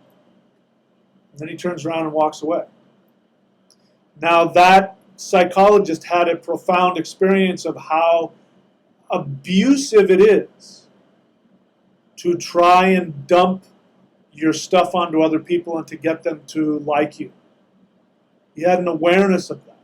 It was a totally narcissistic, selfish. He wasn't respecting that guy's space,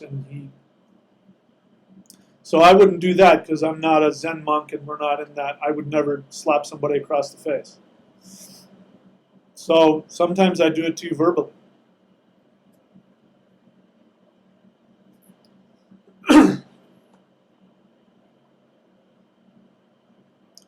Crone woman walking question. What about the hula?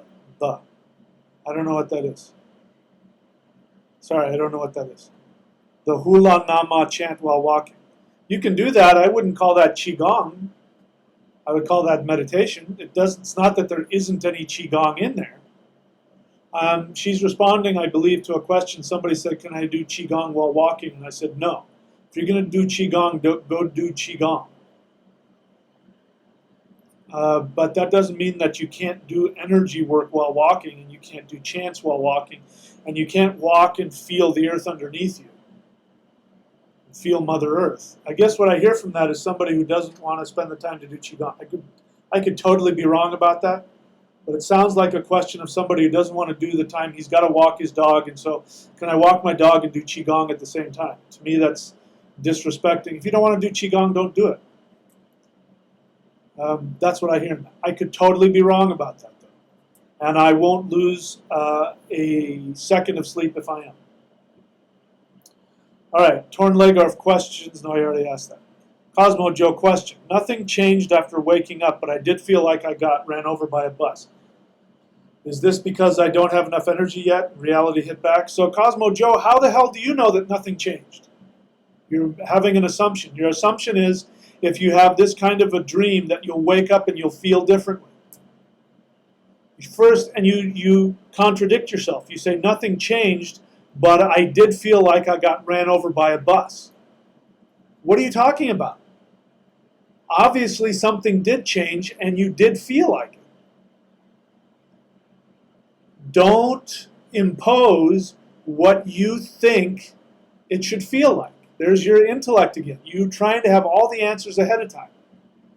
Go into that place of nothingness where you don't know any better. Maybe I should share more about what happens, when I used to do the spirit fighting, which is a very, very extremely powerful form of energy work, which I can't teach online because it's too powerful. I have to teach it in person. But when I would do the spirit fighting forms, and I would wake up the next day, my arms would be so stiff I couldn't move, and then I'd have to crack my knuckles because so much energy went through my body, I felt like I'd been run over by a truck. So obviously something really empowering happened. And, when you die to your attachments, you're going to feel it. So don't make any judgments, positive or negative. And again, sometimes just changing timelines is just stepping onto a different brick. You don't feel anything. So, you have this tendency to try and,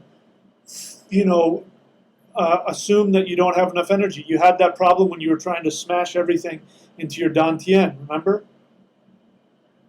Because you thought you had a limited amount of space and you had to stuff as much energy. And then I said, no, be infinite. And you said, oh, I don't know how to do that. You don't know what's supposed to happen here. Stop trying to control it. Stop trying to assume what's supposed to happen.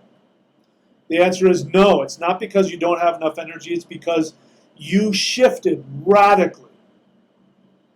And things got pulled out of you and pulled away from you. And, when you go to the gym, your muscles are sore the next day. And you go, oh, good, I'm sore. You don't go, oh, my God, I did something wrong. Is it because I'm not strong enough? No, you're like, wow, I'm sore. So I told you earlier, I gave you a thumbs up and an A+. And when have I don't think I've ever said that. I don't think I've ever once said to somebody, you get an A+. I admire you. Did you hear me say that? I said, I admire what you accomplished. You have a real gift. Did you not hear that?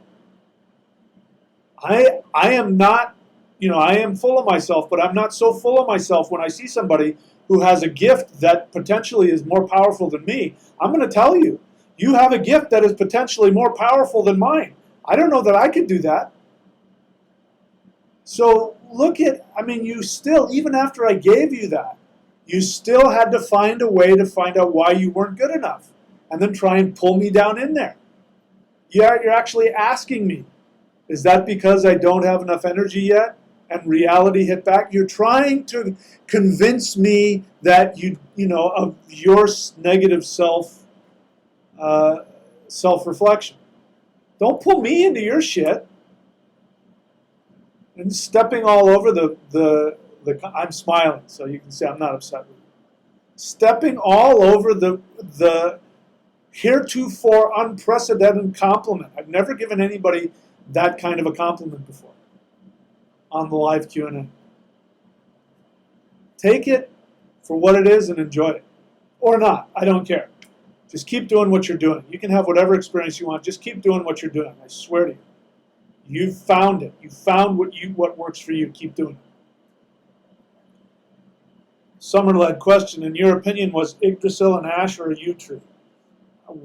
I don't know that it matters. I've never once taught about it. I don't know that it matters to me.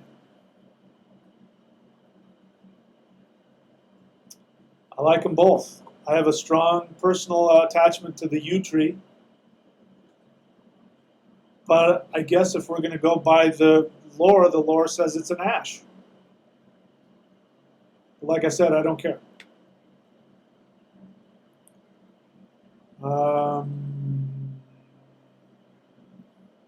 Yoga 24/7 gives me $2.99. Thank you. By the way, the best way to support the channel is like that. That is one way to do it. Giving, you can do it here live. But, and of course, any of the purchases here will support the channel. This is how I make my living. What is a very good way is to go to thunderwizard.com and sign up, subscribe at whatever level you want to, because that becomes like a monthly subscription, and I know I can bank on for the month, what I do. Because based on how much money I have coming in passively, that tells me how much time I can spend doing videos or writing books or doing whatever. If I don't have as much, depending on how much money I have, means I spend time doing other things away from the channel. So those are ways that you can support the channel as well. Thank you for that. I appreciate it.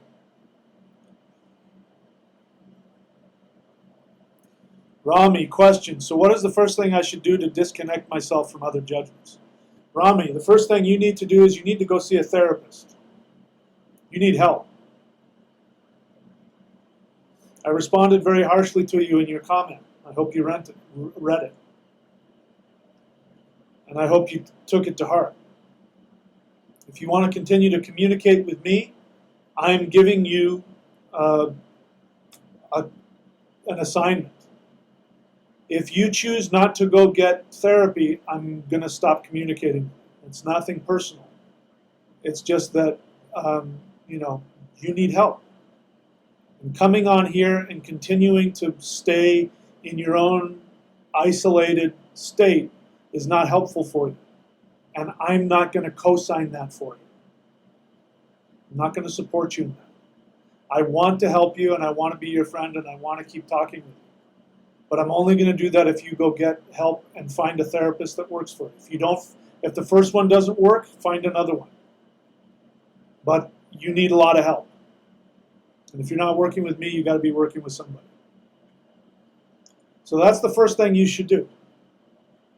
And that's going to be my answer to you until you tell me I've started working with a therapist and you're not lying to me. Then I'll start answering more questions for you. Okay? I don't mean any harm to you. I don't have any ill feelings towards you. But you're in trouble and you need help. Okay? All right. Without it sounding hokey, I do love all of you, and I care about all of you. And everything that I say, unless I'm, in my weakness, everything I say and do is coming from that place of wanting to find the fastest and most powerful way to help you get the life that you want. All right. Cosmo Joe lost his connection. That's okay. It'll be archived. You can go back and watch it later.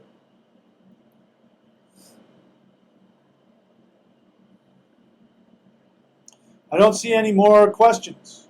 I'm going to take a break and come back, and we'll see what happens. It's going to take me 2.5 minutes to turn the light on because it's getting dark. All right, be right back.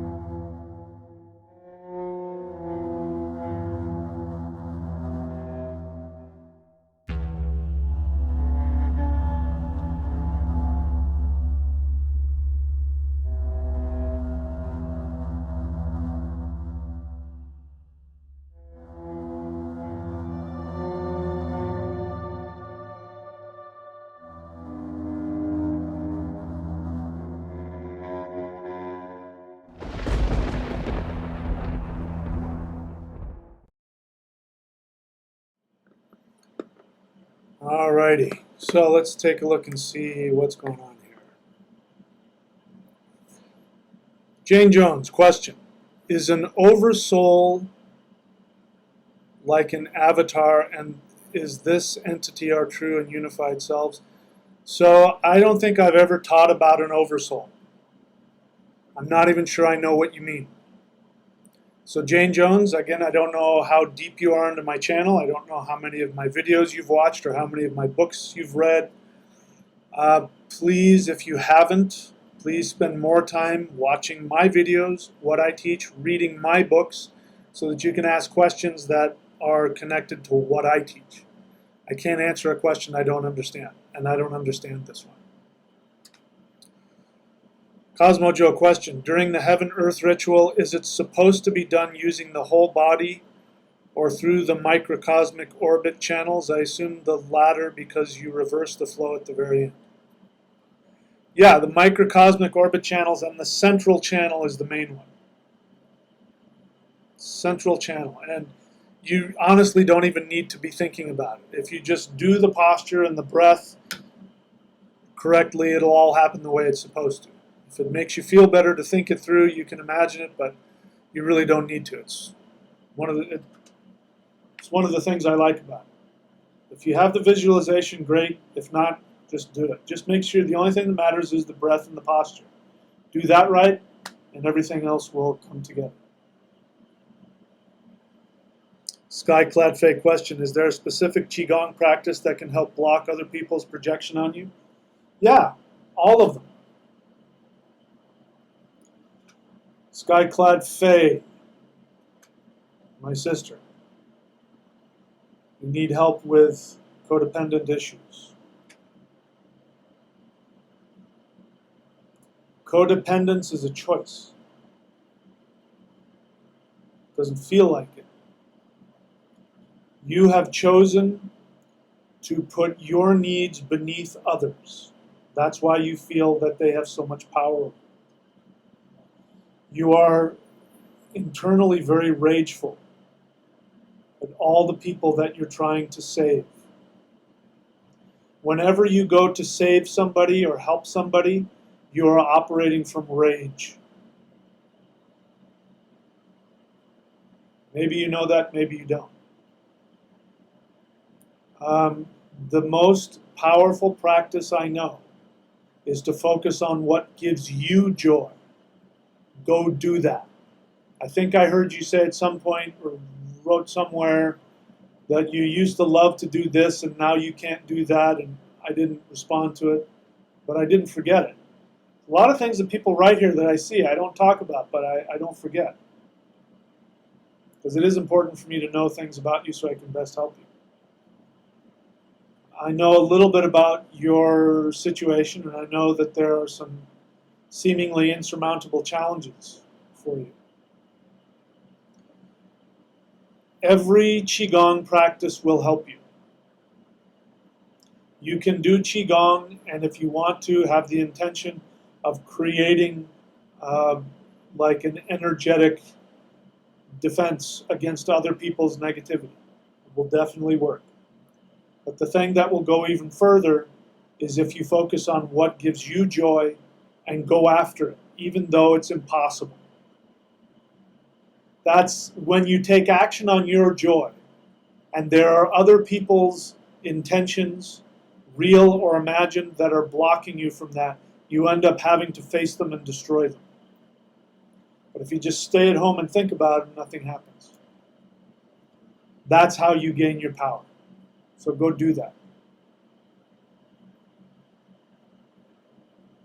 No matter how difficult or challenging, go do that.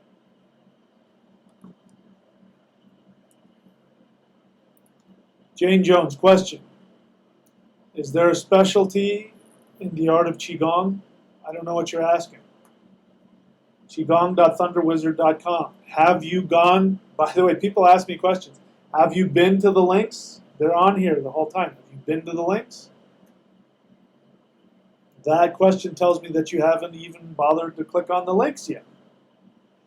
Ask questions when you have something to ask. Put time and effort into the channel. Put time and effort into reading. M. Osborne, question. Have you heard Neville Goddard and his take on God and imagination? So M. Osborne, you are new to the channel. Welcome to the channel. You are now get to hear my spiel. I do not talk about other teachers. It is disrespectful to them, and it's disrespectful of you to ask me about them. I know you didn't mean any disrespect. I am here teaching what I teach. Make use of what I have to give to you. If you don't know what I teach, then you don't know what to ask me. Spend time learning what I teach, then you will know what to ask, and I'll be able to give you a good answer. I'm not going to give you an answer about another teacher because I'm not that person and I don't study with them. And for me to come up with an opinion is at the very least a superficial response, and I might end up not liking them, in which case you've asked me to then badmouth somebody else. It's disrespectful all the way around. I know you don't mean it that way. So I'm not going to answer your question. Simply because I don't know anything about it, and I don't need to know. I have no connection to them. So, anyway. Gert Venzel, question. Who do I get a hold of you? I'm flying to America on Wednesday to start living there, and I really want to come in contact with you. Well, go to thunderwizard.com and become one of my apprentices. I don't work with people. I mean, if somebody, I used to teach one-on-one, I used to have a studio and people would come. I don't do that. There are people that live around me that I don't work with. If somebody works with me as an apprentice for a while and gains, a level of connection with me where I think it is in their interest and I am best able to help them, then I will meet with them. But if you want to, this is why it doesn't matter where you live. Everybody has the same amount of access to me. I have met with a few, and there are some that I would continue to meet with, but most of you gotta spend some time learning with me and learning from me before we develop that kind of connection. Okay? So to answer your question, go to thunderwizard.com, and if there isn't a spot available, wait around for a spot to become available so that you can work with me one-on-one. If you want to get started now, you don't want to wait, you can go here, career.thunderwizard.com, and get a session with me. You can also get a Vedic session with me, and that will start the process. Okay? Welcome to California. I hope you enjoyed here. Jane Jones, question. How do you know your Qigong gift? So, Jane Jones, I'm getting a little frustrated with your questions. I don't know that you're listening to me. I've already said that if you do this, you will find out what it is. So, put some time into effort into following my suggestions. This is, again, he just asked me, how do I get in contact with you? One of the ways is that I'm not going to spend time with students unless they show me they can follow instructions. I don't know that you have that ability because I've given you clear instructions. I've already answered that question earlier on. You won't know your Qigong gift until you practice Qigong for a long time. And then you'll know. Andy LMT, question. Should I not try to analyze a spiritual experience and just leave it alone? I don't know. That's too general of a question. I don't know anything about the experience we're talking about. I feel scared and I want to analyze it mentally, but I'm resisting, but I also don't want to be in denial. So the way to deal with it is to have your feelings. Have your fear. You can ask yourself why you're afraid, what you're afraid of. Analyzing the spiritual experience, that could mean anything depending on who you are and who you're dealing with. You could be over-intellectualizing it, which is a way of getting out of your feelings and trying to be safe. So there's nothing wrong with being afraid. Fear never killed anybody. It's just a feeling. So to give you any deeper answer, I would have to have a one-on-one session with you. So I don't want to waste your time with an answer because I don't know enough. But what I can tell you is it's okay to just have your feelings.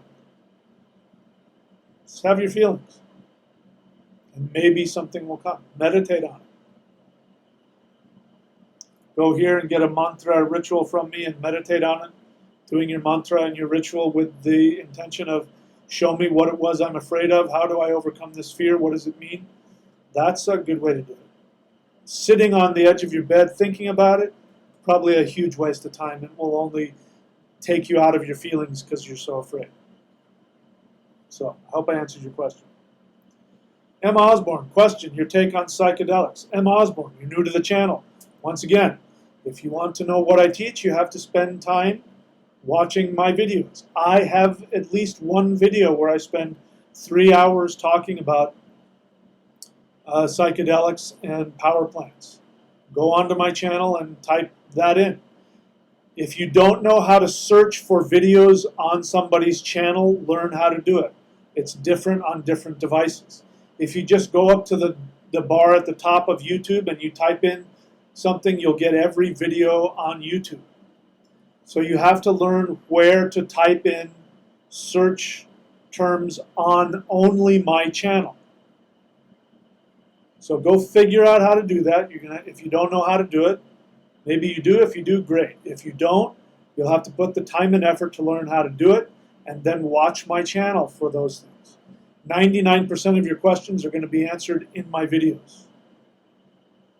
You'll notice that I respond positively to people who ask questions that are already connected to the things that I teach because I can tell they know what it is that I'm teaching. They have a question about something I've already taught. You're asking questions you don't even know if I've taught them. This is why, when you go and train with a traditional teacher, there are the students in the front row and then there's the students in the back row. The students in the back row don't get to ask questions. They just have to sit and listen. It's because of that reason, because they ask a bunch of questions because they haven't even started. They don't even know what questions, they don't even know what they don't know. So, nothing personal, you're new to the channel, this is how it works. That's how you get the most out of me. Learn what I teach and then you'll know what to ask.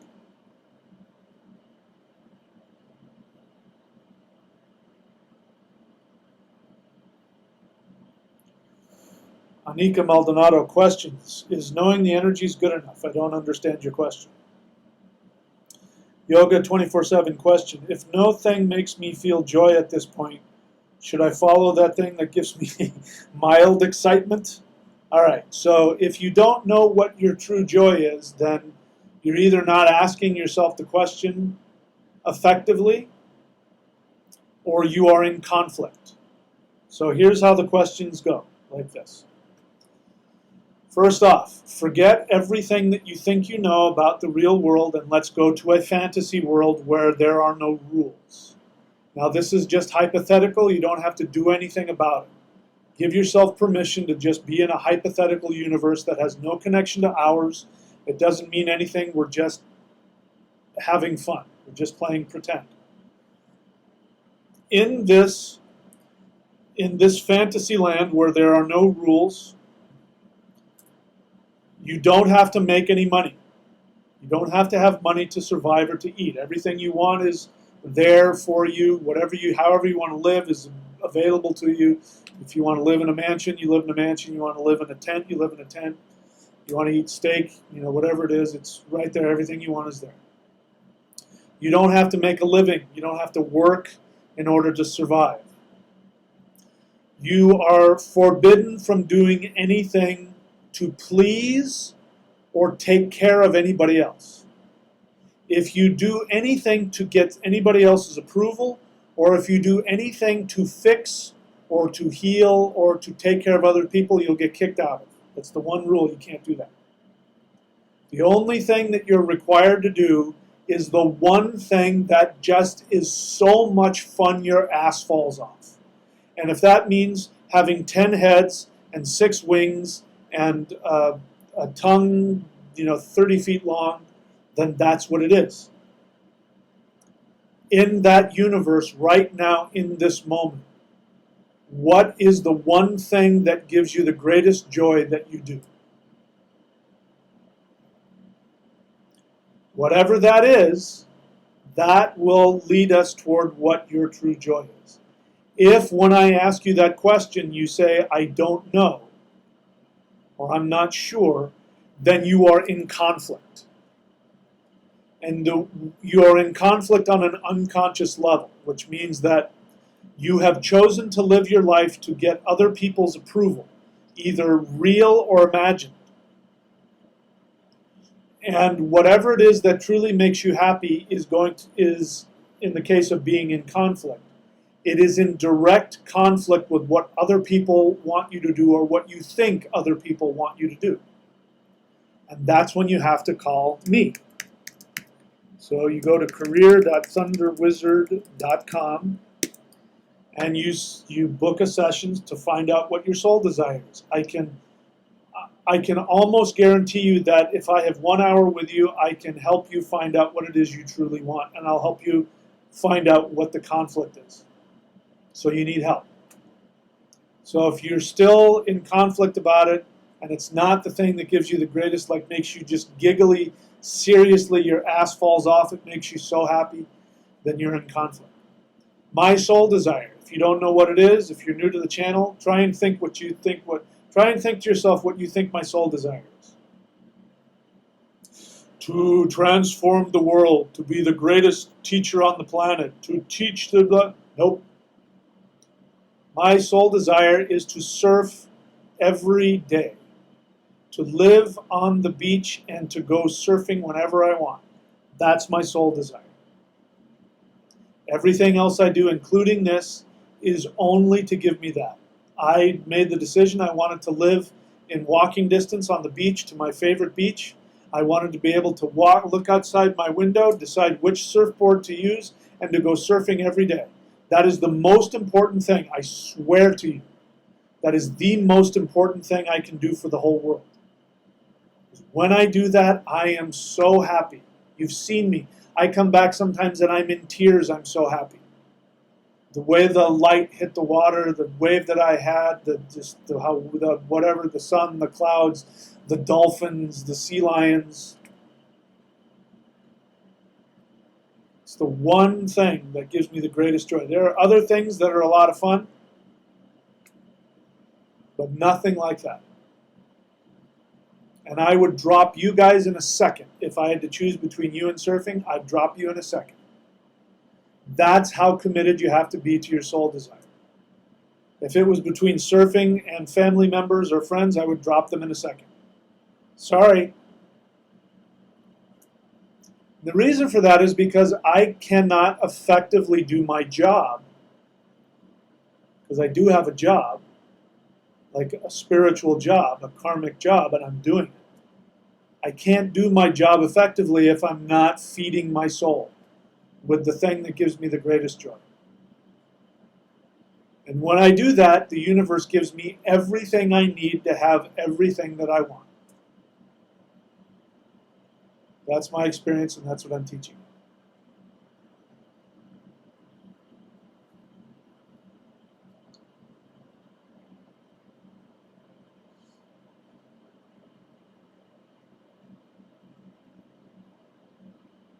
Okay, all right. I don't see any more questions here.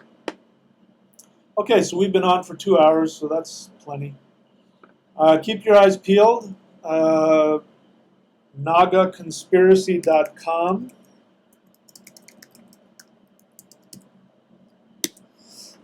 That is an unfolding teaching, self-contained in and of itself.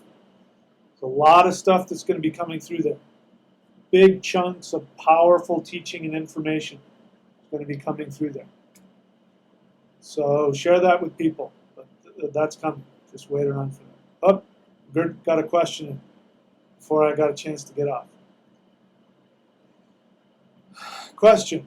I get daily messages from the spirit world for people around me a lot of times. I keep it to myself.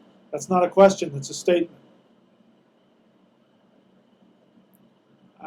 I don't have any response to a statement. You say it, I believe you, congratulations. Do you have a question attached to that? I'll wait another 10 seconds for you to type it in there and give it to me. In the meantime, I want you to peruse these video links here. Have you gone to all of my video links? Because if you haven't, please do. Have you gone to all of these? If you haven't, please do.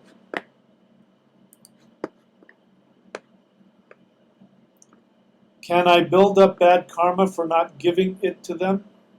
Giving what to whom? I don't understand your question. So you say, I get daily messages from the spirit world for people around me. A lot of times I keep it to myself. Can I build up bad karma for not giving to them? Okay, so let me help you with this. First off, you're making an assumption that you're getting messages. I'm not saying you are or you aren't. I don't know. But you're making an assumption. I don't know that you're getting messages from the spirit world. I don't know if it's coming, and I know because I have worked with psychics, I've had psychics as students, and it's hit and miss. With every single one, it's always been hit and miss. There have been times when they project onto me what they think I need.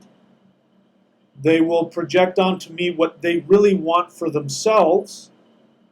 And then there are times when they will actually have spirit messages from the spirit world. So I don't know that you're getting daily messages. Maybe you are, maybe you aren't. I don't know. Because a lot of times, like I said, it's our own narcissism that we're projecting onto other people. And we're trying to avoid our own feelings by projecting them onto others. Whether you are or not, I don't know. If you truly are psychic and you believe that you have messages for people, then here's how this works. You have to now start charging people money to give them psychic readings.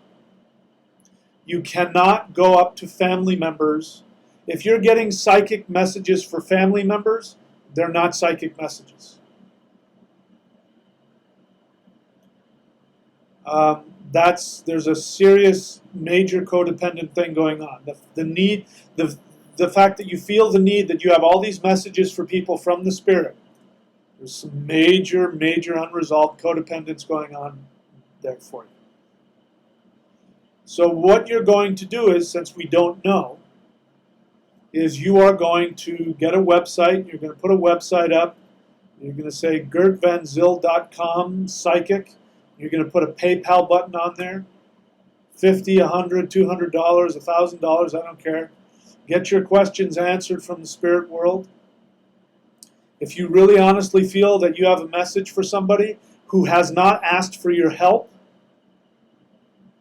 then you go to them and you give them your card and you say, I've got some messages for you from the spirit world. If you want to hear them, I'd love to help you. Here's my website.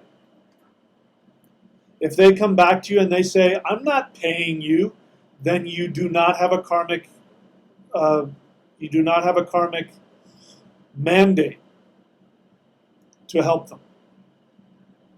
Whenever you charge money for your gift, you sanctify it and you allow the universe to work through you. If you are walking up to people who have not asked for your help and you are giving them psychic messages, you are being abusive. Did you know that? What do they call that when you give unsolicited advice? You know the lady down the street? You know, you really ought to cut your hair and you should stop smoking. And my nephew is single. You should go out with him. That is called unsolicited advice. She means all the best, but she is being very abusive. Whenever you give messages to somebody who has not asked for your help, you are giving unsolicited advice. And it is abusive. So stop doing that. When you start charging people, if you say, I have a message for you, if you'd like to hear it, here's my card, give me a call. If they say, I'm not paying for it, you are now free. You don't owe them anything. But when you start doing that, then people are going to go, well, I don't have, but you know what? My friend is really into psychics. Can I give them your card? You say, yeah. Then the friend goes, oh my God, I have so many questions.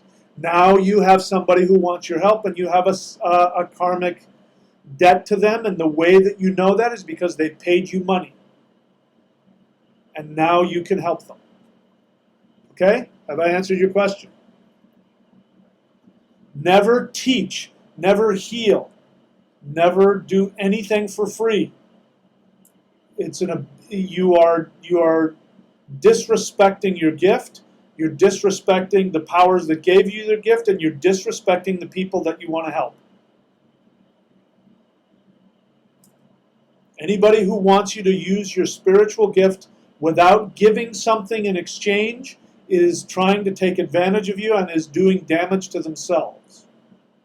That's why I never work for free. I could talk about that for a long time. There you go. Cosmo Joe question, what role do the dwarves play when shifting into our ideal timeline and reality? They play the same role that they always play.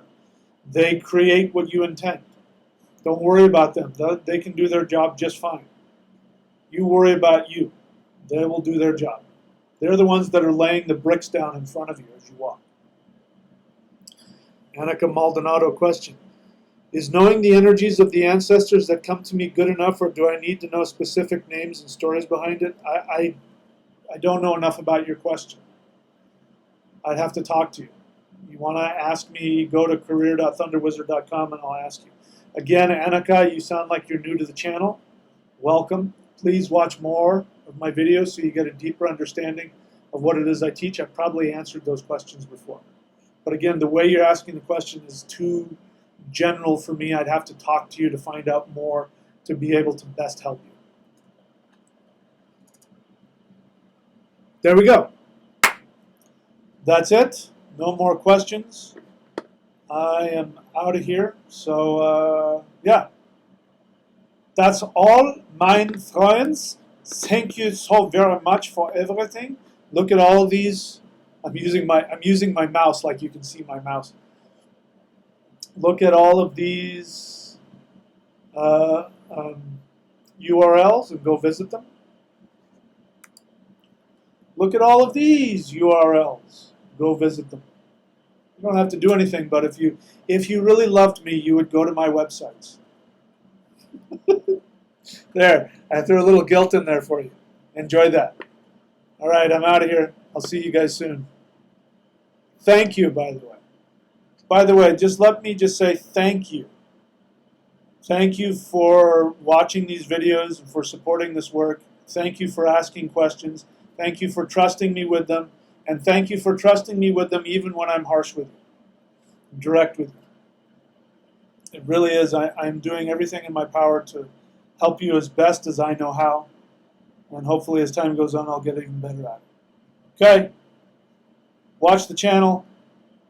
Talk to you later. Bye.